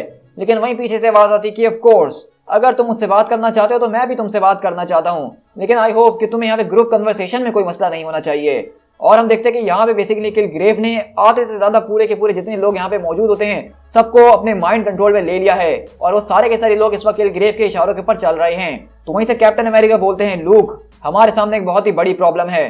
तो लूक बोलता है कि ओ गॉड, उसने तो सबको ही अपने काबू में कर लिया। और हम देखते हैं कि वहाँ पे ये सारे के सारे जो लोग होते हैं उस ज़ॉम्बी की तरह यहाँ पे इनके ऊपर अटैक करने के लिए आ रहे होते हैं। लेकिन इसी तरह हम लोग देखते हैं कि यहाँ पे माइक अपने अपार्टमेंट के अंदर आता है और उसका अपार्टमेंट पूरा का पूरा बिखरा हुआ होता है। तो माइक बोलता है कि what the hell Butch, please मेरी कॉल उठाओ, क्या तुम मेरे घर के ऊपर आए थे और उसको बर्बाद कर दिया उस स्टोन को ढूंढने के चक्कर में? लेकिन हम देखते हैं कि वहीं से माइक आके उस जगह पे जाता है जहाँ पे उसने उस स्टोन को छुपा के रखा होता है, और वो अभी भी वहीं पे मौजूद होता है और कहता है देखो माइक, मैं जानता हूँ कि हम दोनों एक दूसरे के बेस्ट फ्रेंड हैं, हमारी बीच थोड़ी सी मिसअंडरस्टैंडिंग हो गई है, लेकिन मैं चाहता हूँ कि तुम कोई बहुत बड़ी गलती ना कर लो, प्लीज मुझे वापसी कॉल करना, ठीक है? और इसी तरह देखते हैं कि माइक वहाँ पे उस स्टोन को अपने हाथ में लेता है और कहता है ऑल राइट, अब मुझे इसको यूज़ करने का कोई ना कोई तरीका तो निकालना ही होगा। मेरे ख्याल से डॉक्टर स्ट्रेंज के पास इसका कोई मैनुअल वगैरह तो होगा कि इसको कैसे इस्तेमाल करना है। लेकिन हम देखते हैं कि वहीं से शैडो के अंदर से किंग पिन आता है और आके माइक को पकड़ लेता है। और क्योंकि माइक और मैड मैडॉक की शक्ल एक जैसे ही है, वो दोनों एक दूसरे से बहुत ज्यादा मिलते हैं, तो किंग पिन को ये लग रहा है कि बेसिकली यही मैड मैडॉक है, यानी कि यही डेयर डेविल है। और वो कहता है कि तुम यहाँ पे क्या कर रहे हो, लेकिन डेयर डेविल आके उसका मुंह पकड़ के उसको उठा के दूर फेंकता है और कहता है कि ये सब तुम्हारी गलती है। देखो मुझे इस बारे में नहीं पता कि उसकी क्या प्लानिंग है, वो क्या कर रहा है, मुझे उसके बारे में कुछ भी नहीं पता। लेकिन फिस्ट बोलता है कि नो मोर गेम्स डेयर डेविल, तुम कोई माइक वाइक नहीं हो, तुम डेयर डेविल ही हो। तो माइक बोलता है कि मैं क्या कह रहे हो तुम, नहीं मैं डेयर डेविल नहीं हूँ। तो वहीं पे हम देखते हैं कि फिस्ट इस वक्त गुस्से से पागल हुआ है, उसको दीवार से लगा के बोलता है तुम आज तक सिर्फ ड्रामेबाजी कर रहे थे अंधा होने की, तुम एक हीरो बनने की सिर्फ ड्रामेबाजी कर रहे थे, जबकि तुम असल में मेरे दिमाग के अंदर उसको वॉयलेट करने की कोशिश कर रहे थे। मुझे ये काम बहुत साल पहले ही कर देना चाहिए था। और इसी तरह हम देखते हैं कि फिस्क वहां पे माइक के मुंह पे एक जबरदस्त किस्म का मुक्का मार के उसको जमीन पे गिरा देता है और कहता है कि नो मोर, क्या तुमने मुझे सुना। और इसी तरह हम देखते हैं कि वहां पे बेसिकली किंग पिन जो है वो बहुत ही ज्यादा पागल हो चुका है और यहाँ पे माइक के मुंह पे जबरदस्त किस्म से पंचेस मार के उसको खूनम खून कर देता है। लेकिन इतनी ही देर में हम देखते हैं कि वहां पे क्रिस्टीन दरवाजा खोलकर अंदर घुसती है और माइक की यहाँ पे हालत खत्म हो चुकी है और किंग पिन के हाथों पे खून लगा हुआ, उसके मुंह के ऊपर खून लगा हुआ और कहता है नो मोर। तो इसी के साथ हमारा आज का जो ये इशू खत्म होता है और इसके बाद हमारे पास सिर्फ एक ही इशू बाकी है जिसके अंदर डेविल्स रेन की सारी स्टोरी हमारी कंक्लूड होगी। तो उसी तरह हमारी कहानी बेसिकली उस पूरी की पूरी सिटी के अंदर से शिफ्ट होती है जहाँ पे कैप्टन अमेरिका, स्पाइडरमैन और बाकी के सारे हीरोज इन सारे के सारे लोगों से लड़ने की कोशिश कर रहे हैं जिनको इस वक्त पर्पल मैन ने ज़बरदस्त तरीके से मैनिपुलेट किया हुआ है। क्योंकि मैं आपको बताता चलूँ कि पर्पल मैन की जो अपनी पावर्स हैं वो तो काफ़ी ज़्यादा लोगों को मैनिपुलेट करने की, लेकिन इस वक्त उसकी जो पावर्स है उसको और भी ज़्यादा एम्पलीफाई कर दिया गया है क्योंकि उसके बच्चों की जो पावर्स थी अब वो भी उसको दे दी गई है। लेकिन इसी पूरी फाइट के बीचों बीच हम देखते हैं कि डेयर डेविल के पास क्रिस्टीन की कॉल आती है और वहीं से डेयर डेविल बोलता है कि क्रिस्टीन मैं इस वक्त थोड़ा सा बिजी हूँ। लेकिन वहीं से क्रिस्टीन चिल्लाती है और कहती है कि वो मर चुका है, विल्सन फिस्क ने उसको मेरी आंखों के सामने मार डाला, मैट मर चुका है। और ये देख के हम देखते हैं कि डेयर डेविल एकदम वहाँ पे खामोश रहता है उस पूरी की पूरी फाइट के अंदर और दिल में सोचने लगता है कि मेरा भाई फिस्क को शायद यही लगा होगा कि वो मैं हूँ, नहीं माइक वो उसके साथ ऐसा नहीं कर सकता, मैं उसको छोड़ूंगा नहीं, उसने जो करा उसके लिए मैं उसको छोड़ नहीं सकता हूँ। लेकिन इसी तरह हम देखते हैं कि डेयर डेविल को सब वहाँ पे आवाज़ें दे रहे होते हैं लेकिन उसको किसी की अब कोई आवाज़ नहीं आ रही। और अगले बार डेयर डेविल बोलता है कि क्रिस्टीन वहाँ से फ़ौरन भागो, तुम डीए के ऑफिस की तरफ जाओ और तुमने जो कुछ भी देखा सब जाके उनको बता दो। और इसी तरह हम देखते हैं कि डेयर डेविल उस फाइट से वहाँ से बाहर निकल रहा होता है, लेकिन कैप्टन अमेरिका बोलते हैं कि डैम इट जॉन, ये तुम नहीं हो, आखिरकार ये सब हो क्या रहा है। लेकिन इसी तरह हम देखते हैं कि बेसिकली लूक केज भी यहाँ पे लड़ रहा होता है और कहता है कि तकरीबन यहाँ पे आधे से ज़्यादा लोग जो उनको कंट्रोल किया जा रहा है वो लोग अपने आप के ऊपर बिल्कुल भी नहीं हैं। तो वहीं से हम देखते हैं कि स्पाइडरमैन बोलता है कि चाहे कुछ भी हो जाए हमें लोगों को तो बचाना ही होगा ना। लेकिन वहीं से लूक बोलता है कि इससे कोई फर्क नहीं पड़ने वाला है, ये सारे के सारे लोग वैसे भी हर्ट हो ही रहे हैं, हमें इसको रोकना ही होगा, चाहे इसके लिए हमें कुछ भी क्यों ना करना पड़े, हमें पर्पल मैन को शट डाउन करना ही होगा। और हम देखते हैं कि यहाँ पे लिटरली पर्पल मैन जो वो अपने आप को चारों तरफ से लोगों के बीचों बीच घेर के रखा हुआ है, यहाँ पे सारी की सारी थंडरबोल्ट्स की टीम को, सारे के सारे विलन्स को वो अपने हाथों के ऊपर नचा रखा है। और आज तक हमने पर्पल मैन की पावर्स का ऐसा नज़ारा शायद कभी पहले नहीं देखा। हाँ, हमने अभी रिसेंटली आई हुई डार्क एजेस के अंदर देखा होगा, लेकिन वो एक ऑल्टरनेट यूनिवर्स की कहानी थी और ये हमारी मेन यूनिवर्स है। इसी तरह मैरी के पास शिफ्ट होते हैं जहाँ पे वो कहती है कि चलो बहुत अच्छा हुआ कि तुम वापसी घर आए। मतलब इन सारी की सारी आवाज़ों को सुन के ऐसा लग रहा है कि वर्ल्ड वॉर 3 छिड़ चुकी है और लैब के अंदर कुछ बहुत बुरा हुआ है, सब कुछ लॉकडाउन हो रहा है। ज़रा एक मिनट विल्सन, ये तुम्हें आखिरकार क्या हो रहा है। और हम देखते हैं कि बेसिकली अगले पल किंग पिन वहाँ पे घुसता है और उसके पूरे की पूरी कपड़ों के ऊपर, हाथ के ऊपर खून लगा हुआ है और वो कहता है कि घबराने की कोई ज़रूरत नहीं है, ये मेरा खून नहीं बल्कि ये डेयर डेविल का है, अब सब कुछ ख़त्म हो चुका है मैरी, सारे के सारे भेड़िए वो करीब इकट्ठा हो रहे हैं और हमें भी अब यहाँ से जाना होगा। तो मैरी बोलती है कि आखिरकार तुम ये क्या कह रहे हो, हमें यहाँ पे रुकना है, हमें लड़ना है। तो वहीं से किंग पिन बोलता है कि नहीं, अब और ज़्यादा लड़ना नहीं, अब बस बहुत हो चुका है, मैं इतने टाइम से पता नहीं क्या सोच रहा था, मुझे समझ में नहीं आ रहा, लेकिन वो सारी की सारी आवाज़ें सिर्फ आवाज़ें थीं, मुझे अब पता चल गया कि मुझे किस चीज़ की ज़रूरत थी, मुझे सिर्फ तुम्हारी ज़रूरत है, मुझे सिर्फ तुम चाहिए हो। और इसी तरह हम देखते हैं कि क्योंकि किंग पिन ने यहाँ पे जो है डेयर डेविल का उसको लग रहा है कि उसने काम तमाम कर दिया उसके भाई को मार के, तो इसलिए अब वो यहाँ से भागने की तैयारी कर रहा है क्योंकि वो जानता है कि ये बात जब हीरोज़ को पता चलेगी तो उसमें से कोई भी इसको बख्शने नहीं वाला है। लेकिन इसी तरह हम देखते हैं कि जब किंग पिन यहाँ पे अपनी गाड़ी को स्टार्ट करते हुए आगे जा ही रहा होता है, अगली पल हम देखते हैं कि यहाँ पे इलेक्ट्रा बेसिकली पहुँचती है और उसकी गाड़ी को एक ज़बरदस्त तरीके से अपने साई के जरिए ब्लो मारती है, जिससे उसकी पूरी की पूरी गाड़ी वहाँ पे क्रैश करते हुए बहुत बुरे तरीके से एक्सीडेंट करती है। लेकिन हम देखते हैं कि यहाँ पे अभी भी किंग पिन जो है वो ज़ख्मी ज़रूर हो गया उस साई की मदद से, लेकिन वो मरा नहीं है। जो कुछ भी तुमने मेरे साथ किया है फिस्क, तुम्हें अच्छी तरीके से याद होगा कि तुमने क्या किया है और उसके लिए मैं तुम्हें नहीं छोड़ूंगी। क्या तुम्हें मेरी आवाज़ आ रही है कि मैं तुम्हें नहीं छोड़ूंगी। लेकिन वहीं से अगले पल हम देखते हैं कि इलेक्ट्रा की आवाज़ वहाँ पे कोई काटता है और बीच में से बोलता है, इलेक्ट्रा बस तुम्हें इतना ज़्यादा परेशान होने की ज़रूरत नहीं है, क्योंकि अगर आज के दिन फिस्ट की मौत लिखी है तो वो सिर्फ मेरे ही हाथों से होगी और उसको मरने से पहले मुझे ही देखना होगा। और अगले पल हम देखते हैं कि बेसिकली डेयर डेविल यहाँ पे पहुंच चुका होता है और ये देख के किंग पिन की आंखें एकदम खुली की खुली रह जाती हैं और कहते हैं कि तुम आखिरकार मरते क्यों नहीं हो। और हम देखते हैं कि किंग पिन अभी भी यहाँ पे बिल्कुल भी शर्मिंदा फील नहीं कर रहा है कि डेयर डेविल यहाँ जिंदा है तो वो कैसे है, उसने किसी मासूम इंसान को तो नहीं मार दिया कहीं। लेकिन भले वो उसके ऊपर यहाँ पे अपनी साई को दोबारा निकालता है और उसके ऊपर अटैक करने के लिए आ रहा होता है। और वहीं से एक डेयर डेविल भी आगे बढ़ता है और कहता है आज तो मैं तुम्हें जमीन के अंदर गाड़ के ही रहूंगा और जब तुम जमीन के अंदर गड़े हुए होगे तो तुम्हारे गर्दन के ऊपर मेरे पंजों के निशान होंगे फिस्क, और मैं तुम्हें नहीं छोड़ूंगा। और इसी तरह हम देखते हैं कि दोनों के बीच फाइट शुरू होती है। और अगले पल हम देखते हैं कि ऑक्टेवियस यहाँ पे आता है अपने बाकी दूसरे ऑक्टेवियस से कहता है कि डैम यू, तुम लोग ऑक्टेवियस हो, तुम लोग कोई पुतले नहीं हो फिस्ट के जो तुम्हें वो कंट्रोल कर सके। तुम लोग अपने परफेक्ट माइंड का इस्तेमाल करके उसके पूरे के पूरे जादू से आज़ाद करो अपने आप को। ऑटो, क्या तुम मेरी बात सुन रहे हो? लेकिन हम देखते हैं कि वहाँ पे कोई भी ऑटो जो इसकी बात का कोई जवाब नहीं दे रहा होता। लेकिन वहीं से अगले पल आवाज़ आती है परफेक्ट माइंड जिस तरह का तुम्हारा है, हाँ। और अगले पल हम देखते हैं कि वहाँ से उसको एक खतरनाक किस्म का ब्लास्ट लगता है ऑक्टोपस को और वो सीधा जाके ज़मीन के अंदर गड़ जाता है। और हम देखते हैं कि ये उसको किसी और ने नहीं बल्कि आयरन मैन ने मारा है, क्योंकि आयरन मैन अभी अभी अपने नए एक शाइनी गोल्डन आर्मर के अंदर आया है और कहता है कि तुम अपने आप को परफेक्ट माइंड कहते हो और आज तक तुमने एक आर्मर तक इन्वेंट नहीं करा अपने लिए। और इसी तरह हम देखते हैं कि वहीं से आवाज़ आती है कि हैंग ऑन गाइस, घबराने की ज़रूरत नहीं है, अब तुम्हारी कैवलरी तुम्हारे पास पहुंच चुकी है मदद के लिए।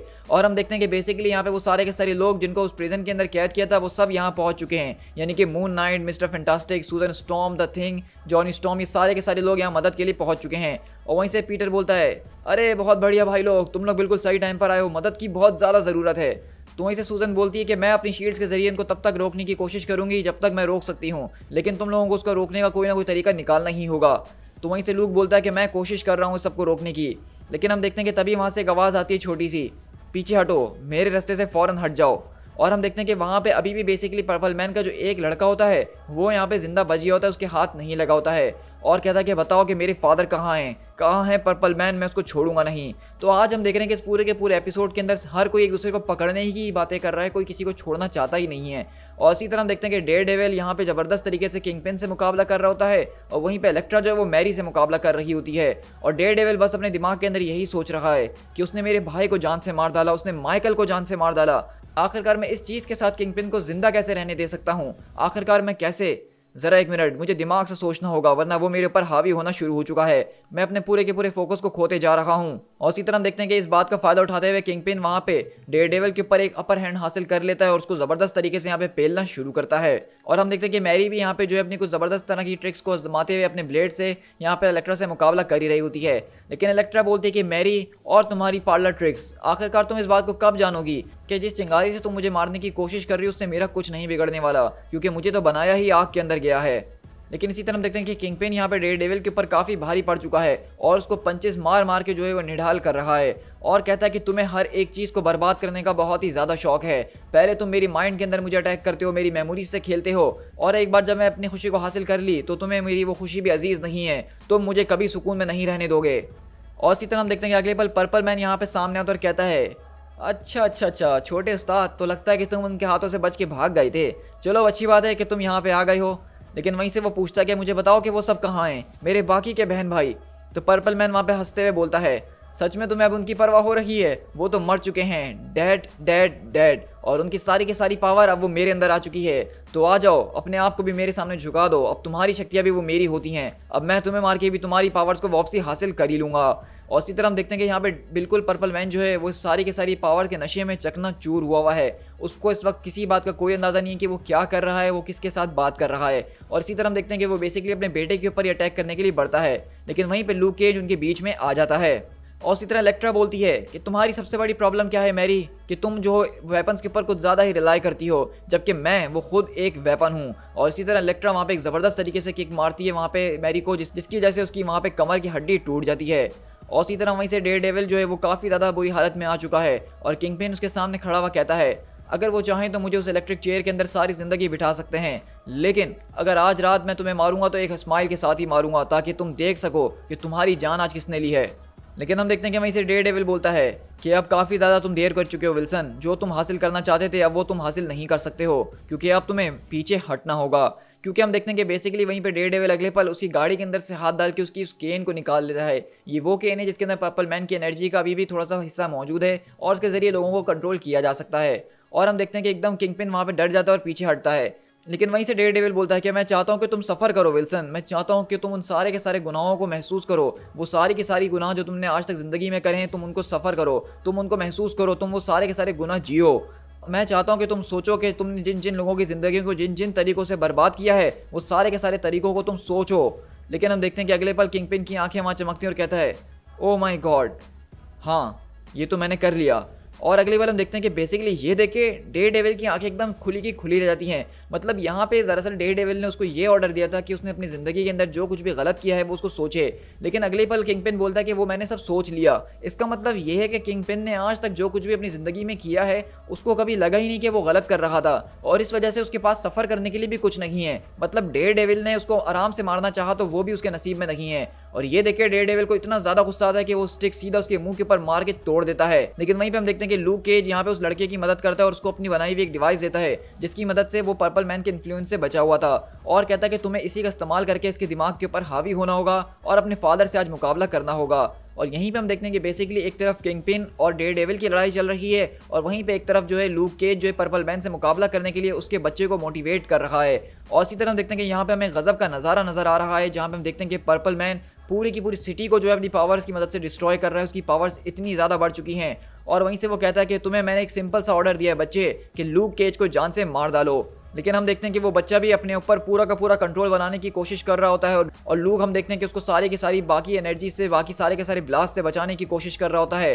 तुमने उनको मार डाला है, मैं तुम्हें नहीं छोड़ सकता हूँ, तुमने मेरे बहन भाइयों को मार डाला। और इसी तरह हम देखते हैं कि यहाँ पे डेयरडेविल वो भी बेसिकली वहाँ पे इलेक्ट्रा की साई को उठा लेता है और किंगपिन को लिटा के उसको आखिरी ब्लो मारने ही वाला होता है। लेकिन तभी इलेक्ट्रा सामने आती है और कहती है कि डेयरडेविल मैं तुम्हें आज रोकूंगी नहीं, क्योंकि मेरा खुदा इस बात को जानता है कि मैंने लोगों को इससे कम गुनाहों के ऊपर जान से मार दिया है। लेकिन तुम कोई असासिन नहीं हो, तुम कोई किलर नहीं हो जो कि शैडो के अंदर से काम करता है, बल्कि तुम एक बहुत ही बड़े इडियट हो और तभी तुमने अपनी ज़िंदगी में सिंबल को पहनने के बारे में सोचा था। लेकिन क्योंकि तुम एक इडियट हो और तुम इस सिंबल को पहन के घूमते हो, तो अब ये बताओ कि आखिरकार पूरी की पूरी दुनिया जब तुम्हें देख रही है तो इस सिंबल का मतलब क्या है? क्या तुम वाकई में यहाँ पे आज सबके सामने इसको मार के ये प्रूफ कर दोगे कि तुम में और उसमें कोई फ़र्क नहीं है, या फिर वाकई में जिस सिंबल को तुम अपनी छाती के ऊपर पहन के घूमते हो उसके पीछे कोई मतलब है? तो आज फैसला तुम्हारे हाथ में है कि तुम आखिरकार आज किस किस्म के इंसान बनना चाहते हो। और इसी तरह हम देखते हैं कि यहाँ पे लूक केज भी उसके बेटे को जो है पूरी मोटिवेशन देने की कोशिश कर रहा होता है ठीक इसी तरीके से और कहता है कि तुम बिल्कुल भी अकेले नहीं हो, मैं तुम्हारे साथ हूँ। और अगले पल वो वहाँ पे ज़ोर से चिल्लाता है कि स्टॉप, और हम देखते हैं कि उसके स्टॉप चिल्लाने की वजह से वहाँ पे पर्पल मैन को एक ज़बरदस्त किस्म की शॉकवेव पैदा होती है जिसकी वजह से वो वहाँ पे गिर जाता है और उसका इन्फ्लुएंस सारे के सारे लोगों के ऊपर से एकदम से ख़त्म हो जाता है। लेकिन वहीं से हम देखते हैं कि डेयरडेविल बोलता है ओह गॉड इलेक्ट्रा, इसने उसको मार डाला है। तो इलेक्ट्रा बोलती है कि हाँ मैं जानती हूँ, आई नो माई लव। और इसी तरह हम देखते हैं कि बेसिकली यहाँ पे डेयरडेविल अपने आप के ऊपर काबू पा लेता है और वो यहाँ पे किंगपिन को आज अफसोस के साथ एक बार फिर जिंदा छोड़ देता है। वरना मुझे नहीं लगा था कि आज यहाँ पे किंगपिन को जिंदा छोड़ना चाहिए, क्योंकि जो उसने हरकत करी है, मतलब माइक को मार के वो भी इतने बुरे तरीके से उसके अपार्टमेंट में घुस के, जबकि वो बिल्कुल निहत्था था, तो ये चीज़ बिल्कुल भी बर्दाश्त कोई नहीं कर सकता है। लेकिन हम देखते हैं कि डेयरडेविल क्योंकि वो एक हीरो है तो उसने आज भी ये बात प्रूव कर दी है और उसने उसके लिए उसको जिंदा छोड़ दिया है। इसी के बाद हम देखते हैं कि बेसिकली पूरे के पूरे शहर को सफाई का काम शुरू हो चुका है, जहाँ पे चैंपियंस की टीम हो गई, फैंटास्टिक फोर हो गए, वो सारे के सारे थंडरबोल्ट्स के लोगों को पकड़ के उनको ही वही कॉलर्स पहना के कस्टडी में लेना शुरू कर चुके हैं। और आप देख रहे हैं कि किस तरीके से पूरी की पूरी सिटी जो है वो एक मैस बन चुकी है और यहाँ पे सारे के सारे ऑक्टोपसेस जो हैं वो तो अपने अपने रास्ते अलग हो रहे हैं। और इसी तरह हम देखते हैं कि यहाँ पे बेसिकली टास्क मास्टर जो होता है वो भी भागता हुआ जा रहा होता है, लेकिन स्पाइडरमैन उसके पास आता है और कहता है ओह यू डेफिनेटली, तुम तो कहीं नहीं जाने वाले हो टास्क मास्टर, वो भी इतनी जल्दी। और इसी तरह हम देखते हैं कि जेसिका वहाँ पे लूक की तलाश करते हुए उसके पास आती है और कहती है क्या तुम ठीक हो? तो लूक बोलता है कि हाँ मैं बिल्कुल ठीक हूँ, बस मैं अपने छोटे नन्हे बहादुर सिपाही को सिखा रहा था कि हमें ज़िंदगी के अंदर किस तरीके के कदम लेने चाहिए। और हम देखते हैं कि बेसिकली वो यहाँ पे बैठा हुआ होता है लूक केज के साथ और पर्पल मैन सामने उनके बेहोश पड़ा होता है। लेकिन हम देखते हैं कि यहाँ पे उसके जो बहन भाई होते हैं वो दरअसल मरे नहीं होते हैं, बल्कि वो जिंदा होते हैं। बस अब फ़र्क इतना है कि बेसिकली उनकी जो पावर थी पर्पल मैन वाली वो उनसे छीन ली गई है और अब वो जो एक नॉर्मल इंसान बन चुके हैं, जबकि इनका एक भाई यानी कि ये जो है उसके पास अभी भी अपनी पावर्स मौजूद है और इसीलिए वो पर्पल नज़र आ रहा है। और वहीं से लूक केज बोलता है लगता है कि आखिर में सबको हैप्पी एंडिंग मिली जाती है। तो वहीं से जेसिका बोलती है कि ओ माय गॉड, हमारी इस पूरी की पूरी स्टोरी के अंदर तो ट्विस्ट पे ट्विस्ट आते ही जा रही हैं। विल्सन फिस्क को अभी अरेस्ट कर लिया गया है, डेयर डेविल्स को पकड़ चुका है। सच में अब ऐसा लगता है कि तुम्हें मेयर बनने से अब कोई नहीं रोक सकता है मिस्टर मेयर। और इसी तरह हम देखते हैं कि यहाँ पे थंडरबोल्ट की एक वैन के अंदर किंगपिन को पकड़ के ले जाया जा रहा होता है और वहीं पे दो गार्ड आपस में बैठे हुए बातें कर रहे होते हैं और कहते हैं कि ये सच में एक बहुत ही बड़ी डील है। मतलब हम लोग यहाँ पे एक मेयर को अरेस्ट करके ले जा रहे हैं। ऑनेस्टली मुझे तो काफ़ी ज़्यादा गर्व महसूस हो रहा है सारी की सारी चीज़ का पार्ट होते हुए। क्या ये बात सच है कि तुमने इस पूरी की पूरी सिटी को कंट्रोल करने की कोशिश करी ताकि तुम सिर्फ मेयर रह सको? मतलब अगर मुझसे कहो तो ये काफ़ी ज़्यादा कूल है, लेकिन तुम्हारी सोच थोड़ी छोटी थी। और अगली बार हम देखते हैं कि वो वहाँ पे जो वार्डन होता है कोई और नहीं बल्कि किंगपिन का बेटा बुच होता है। और वो कहता है कि बुच तुम यहाँ पे क्या कर रहे हो? तो कहता है कि फादर घबराने की ज़रूरत नहीं है, हम लोग ऑलमोस्ट वहाँ पे पहुँच ही चुके हैं। तो वहीं से हम देखते हैं कि बेसिकली बुच यहाँ पे किंगपिन को किसी और ऑफिस में लेकर आता है और किंगपिन पूछता है कि आखिरकार ये कौन सी जगह है। तो हम देखते हैं कि बेसिकली यहाँ पे हम उसी ऑफिस के अंदर शिफ्ट हुए हैं जहाँ पे वही दोनों बहन भाई मौजूद हैं। अब जैसा कि हमारी स्टोरी शुरू हुई थी तो मैंने आपको बताया था कि ये दोनों बहन भाई बेसिकली सारी की सारी अमेरिकन पॉलिटिक्स को अपने हाथ में रखते हैं। वही इस बात का फैसला करते हैं कि कौन न्यूयॉर्क का मेयर बनेगा, कौन प्रेसिडेंट बनेगा और इस तरह की सारी चीज़ें। तो हम देखते हैं कि बुच बेसिकली उनको सीधा इन्हीं के पास ले आया है। तो हम देखते हैं कि बेसिकली बुच ने जो है वो दरअसल इनसे ही आके डायरेक्ट डील कर ली है, जिस वजह से वो किंगपिन को इनके पास लेकर आया है। तो वहीं पे किंगपिन का पहला सवाल यही होता है कि आखिरकार उसने ऐसी कौन सी डील करी है। तो वहीं से बुच बताता है कि उन लोगों ने इस बात के ऊपर डील करी है कि वो मुझे पूरी की पूरी इम्यूनिटी देंगे न्यूयॉर्क सिटी के अंदर, मैं अपनी मर्जी से जो चाहूँ कर सकता हूँ, बस मुझे जो है कुछ उनके बताए हुए एरियाज़ के अंदर क्राइम को इंक्रीज़ करना होगा। और वहीं से वो बोलता है कि देखा चीज़ों को ऑर्डर में रखना इतना भी ज़्यादा हमारे लिए मुश्किल नहीं है और तुम्हारा बेटा इस बात को बहुत अच्छे तरीके से समझ रखा है। और रही बात तुम्हारी, तो तुम्हारे लिए अभी फ़न ख़त्म नहीं हुआ है विल्सन, हमने तुम्हारे लिए काफ़ी कुछ सोच के रखा है। अभी जो तुम्हारे पर छोटे मोटे चार्जेस लगे हैं उसको तो हम एक चुटकी बजा के ख़त्म कर सकते हैं और मेयर की सीट तो तुम्हें वापसी मिल ही जाएगी। लेकिन हम चाहते हैं कि तुम सिर्फ मेयर नहीं बनो बल्कि उसके बाद तुम्हारा इसके बारे में क्या ख्याल है। और अगले बार हम देखते हैं कि वो वहाँ पे उसको वही पोस्टर दिखाते हैं जिसके ऊपर लिखा हुआ है फिस्क फॉर प्रेसिडेंट। मतलब वो लोग यहाँ पे फिस्क को जो है सिर्फ मेयर नहीं बल्कि यूएसए का प्रेसिडेंट बनाने का प्लान कर रहे हैं। लेकिन वहीं से फिस्क बोलता है कि मेरा नहीं ख्याल है कि ये अच्छा आइडिया है। तो वहीं से कहता है कि ऑफ कोर्स ये बहुत ही अच्छा आइडिया है, मैं जानता हूँ कि तुम ये फजूल की बोरिंग पॉलिसीज़ वाला खेल अब काफ़ी खेल चुके हो और अब तुम कोई गलती नहीं करना चाहते हो। तो यही हमारी डील है कि तुम्हें हमारे लिए प्रेसिडेंट बनना होगा और हमारे लिए काम करना होगा और उसके बदले में तुम एक आज़ाद आदमी हो, तुम्हारा जो दिल चाहे वो तुम कर सकते हो। तो बताओ कि तुम इस डील के ऊपर हाथ मिलाना चाहोगे कि नहीं। और इसी तरह देखते हैं कि किंगपिन वहाँ पे अचानक सोच में पड़ जाता है और कहता है कि मेरी सारी ज़िंदगी मैंने सक्सेस और फेलियर्स के बीच ही गुजारी है। पहले मैंने अपनी वाइफ वेनिसा और अपने बेटे रिचर्ड को लेट डाउन करा, उसके बाद अब इस पूरी की पूरी कंट्री का प्रेसिडेंट बन के मैं इस कंट्री को लेट डाउन नहीं कर सकता हूँ। आखिरकार बुच जो है वो मेरी इज्जत करना कब सीखेगा, वो कब समझेगा कि मैं जो कुछ भी करता हूँ वह मैं उसके अच्छे और अपने अच्छे के लिए ही करता हूँ। अब मुझको ऐसा लग रहा है कि मुझे इस पूरी की पूरी कंट्री को चलाना चाहिए जो कि इस दुनिया की सबसे ज़्यादा ग्रेटेस्ट कंट्री है, लेकिन मैंने बहुत ज़्यादा गलतियाँ करी हैं जो कि मैं अब दोबारा दोहराना नहीं चाहूँगा। और अगले बार हम देखते हैं कि किंगपिन वहाँ पे जैसे ही उससे हाथ मिलाता है तो उसका हाथ ज़ोर से दबा के उसको तोड़ देता है और वहीं पे वो चिल्लाना शुरू कर देता है और सारे के सारे गार्ड्स आ जाते हैं। तो ये देख के हम देखते हैं कि किंगपिन वहाँ पे उन सारे के सारे लोगों के ऊपर अटैक करता है और उसकी जो बहन वहाँ पे एना होती है उसके ऊपर भी वो शूट कर देता है। और ये देख के किंगपिन अपने दिल में हमें बता रहा होता है कि मैं अपने बेटे को बस आज यही बताना चाहता हूँ कि उसका बाप फिस्क किसी के सामने नहीं झुकता है। क्या तुम देख रहे हो लड़के कि अगर तुम किसी एक अंगूठे के नीचे दब गए तो उसका मतलब ये है कि तुम्हें सारी ज़िंदगी अंगूठों के नीचे ही दबना होगा। तुम जो हो शैतान से सौदा नहीं करते हो जब तुम खुद एक सबसे बड़े शैतान हो। और ये देख के हम देखते हैं कि बुच को ये बात समझ में आ गई है कि किंगपिन उसको क्या दिखाना चाह रहा है और इसी तरह वो भी यहाँ पे गार्ड्स के ऊपर अटैक करना शुरू कर देता है और पूछता है कि आप ये क्या कर रहे हैं। तो किंगपिन बोलता है कि तुम बहुत अच्छे तरीके से जानते हो और इसीलिए तो तुम भी यही कर रहे हो।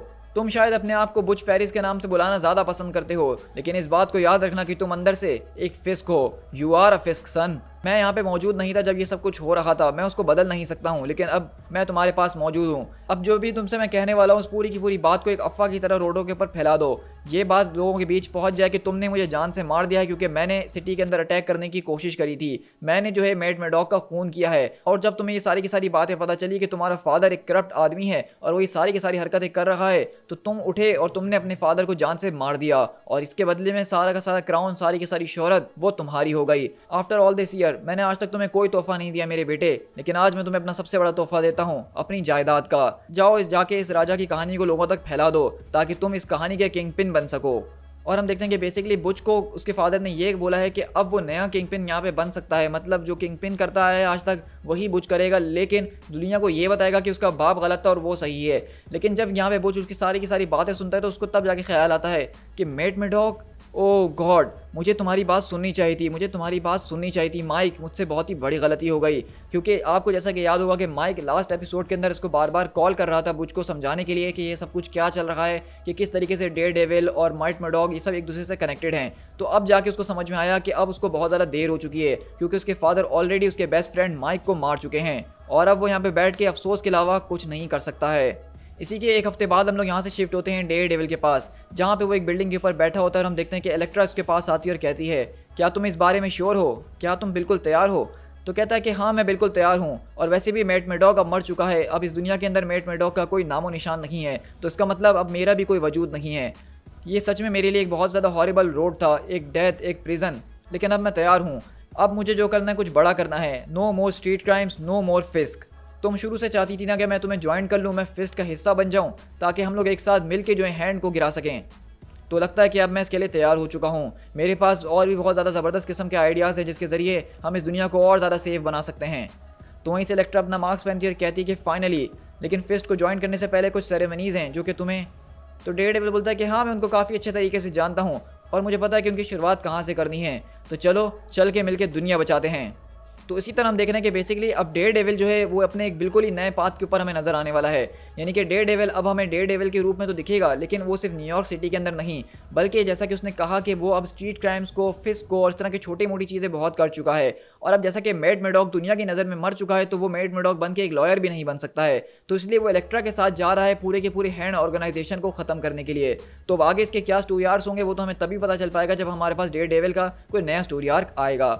इसी के बाद हम लोग यहाँ से किंगपिन के पास शिफ्ट होते हैं, जो कि बिल्कुल अपनी सही सलामत हालत में आ चुका है और मैरी के साथ यहाँ पे जो है एक शिप के अंदर जा रहा है और कहता है कि वीजली तुम सच में मेरे लिए बहुत ही ज़्यादा इनवैल्यूएबल थे, तुम्हारा बहुत बहुत शुक्रिया, तुमने जो कुछ भी आज तक मेरे लिए ज़िंदगी में करा है मैं उसका एहसान कभी नहीं चुका पाऊंगा। आई होप कि हम लोग एक दूसरे से दोबारा मिलें। लेकिन मैरी बोलती है कि मुझे ये सब कुछ ठीक नहीं लग रहा है, हमें तो दोबारा से सिटी के ऊपर रूल करना चाहिए, शेडोज़ के अंदर से अपने एम्पायर को दोबारा से रीबिल्ड करना चाहिए ना। तो किंगपिन बोलता है कि मैरी माय लव, आखिरकार हम ये सब कब तक करते रहेंगे, कब तक हम ये सब करते रहेंगे और कोई आके इसको बिगाड़ता रहेगा। इस पूरी की पूरी दुनिया ने मुझे ये मैसेज दे दिया है कि इस दुनिया के अंदर मुझे जिस किसी भी चीज़ की ज़रूरत थी वो सिर्फ तुम ही हो, मैंने ये सब कुछ आज तक जो कुछ करा है वो तुम्हारे लिए किया है। तो मैरी बोलती कि सच में तुम मजाक तो नहीं कर रहे हो? खैर ये बताओ कैप्टन कि अब हमें चलना कहाँ है? तो वहीं से किंगपिन बोलता है कि ये पूरी दुनिया ही तुम्हारी है कैप्टन, मेरी नहीं, तो बताओ कि तुम्हें कहाँ चलना है। दी एंड। सो गाइज यहाँ पे हमारा जो है बेसिकली डेविल रेंस का एपिसोड का एंड होता है और इसकी जो एंडिंग थी मैं कहूँगा कि मुझे ये एंडिंग काफ़ी ज़्यादा पसंद आई है। यानी अभी जिस तरह हमने परसों ही अपने पास जो है अपना डार्क एजेस का एपिसोड एंड करा, तो उसकी एंडिंग को लेके मैं काफ़ी ज़्यादा डिसअपॉइंटेड था कि उसको स्पॉइल कर दिया गया, उसके विलन्स को जो है सही तरीके से यूज़ नहीं किया गया। लेकिन इस पूरी की पूरी स्टोरी का जो विलन था किंगपिन, उसको बहुत ही अच्छे तरीके से इस्तेमाल भी किया और उसको कंक्लूजन की तरफ ले जाया भी गया। हमने देखा कि किस तरीके से स्टोरी के जरिए मार्वल कॉमिक्स के अंदर काफ़ी बड़ी बड़ी चेंजेस हो गई हैं। सबसे बड़ी चेंजेस वो ये है कि अब किंगपिन शायद हमें किंगपिन के रोल में नज़र नहीं आएगा, बल्कि उसका बेटा जो बुच है वही हमें दरअसल अब नया किंगपिन बना हुआ नज़र आएगा। और वो किस तरीके से अपना रोल प्ले करता है, वो क्या करता है आगे, इसके बारे में अभी हम कुछ कह नहीं सकते हैं। और वहीं पर अगर हम डेयरडेविल की बात करें तो उसका भाई माइक जो है वो मर चुका है और उसके मरने की वजह से अब उसकी मैट मर्डॉक वाली आइडेंटिटी भी वो भी मर चुकी है, क्योंकि दरअसल वो दोनों एक दूसरे के हम शक्ल थे और एक के मर जाने से वो दोनों ही मर चुके हैं। तो इसलिए डेयरडेविल वो इलेक्ट्रा के साथ अपने कुछ अलग ही एडवेंचर के ऊपर निकल गया है, जहाँ पे वो ना सिर्फ अब स्ट्रीट क्राइम्स को रोकेगा, बल्कि फिस्ट जैसे छोटे मोटे गुंडों से लड़ेगा, बल्कि बड़ी बड़ी ऑर्गेनाइजेशन से दुनिया को बचाएगा। अब इसकी भी आगे जब स्टोरी आएगी तो वो काफ़ी ज़्यादा इंटरेस्टिंग होगी, क्योंकि यहाँ से मुझे काफ़ी ज़्यादा मज़ेदार लग रही है स्टोरी आगे जाते हुए। तो अभी के लिए अगर मैं इस पूरी की पूरी सीरीज़ को रेट करना चाहूँगा तो मैं ये कहूँगा कि मुझे ये सीरीज़ एक काफ़ी ज़्यादा सॉलिड सीरीज़ लगी, तो और मैं इसको 10 आउट ऑफ 8 नंबर्स देना चाहूँगा, क्योंकि इस सीरीज़ के अंदर हमें एक्शन भी बहुत ज़्यादा ज़बरदस्त तरीके से देखने को मिला, वर्ल्ड बिल्डिंग काफ़ी ज़्यादा ज़बरदस्त थी, 6 इशूज़ के अंदर स्टोरी को कंक्लूड कर दिया गया, शुरू कर दिया गया और कहीं पे भी कुछ मिस आउट नहीं लग रहा है। क्योंकि इसके अलावा हमने डॉक्टर ऑक्टोपस वाली जो टाई इन कॉमिक देखी थी, उसके ज़रिए हमें डॉक्टर ऑक्टोपस की स्टोरी को और ज़्यादा अच्छे तरीके से हमने जान ही लिया है, तो इसलिए इसकी ज़रूरत इस वाले पूरी के पूरी कॉमिक्स में बताने की थी नहीं। इसके अलावा हमने यहाँ पे जो कुछ भी देखा उसमें मुझे काफ़ी ज़्यादा मज़ा आया है। सो गाइस, आप लोग मुझे कमेंट डाउन करके ज़रूर बताइएगा कि आपको डेविल रेंस का ये पूरा का पूरा कॉमिक बुक इवेंट कैसा लगा था। अगर आपको ये इवेंट पसंद आया है तो कमेंट डाउन करके ज़रूर बताइएगा। और इसी के साथ मैं अब जैसा कि ये पूरा का पूरा इवेंट खत्म हो चुका है, तो उसके सारे एपिसोड्स को एक ही वीडियो के अंदर कंपाइल करके अपलोड करूँगा, ताकि जो लोग हमारे चैनल पर नए आ रहे हैं वो दोबारा से इस पूरी की पूरी सीरीज़ को एंजॉय कर सकें।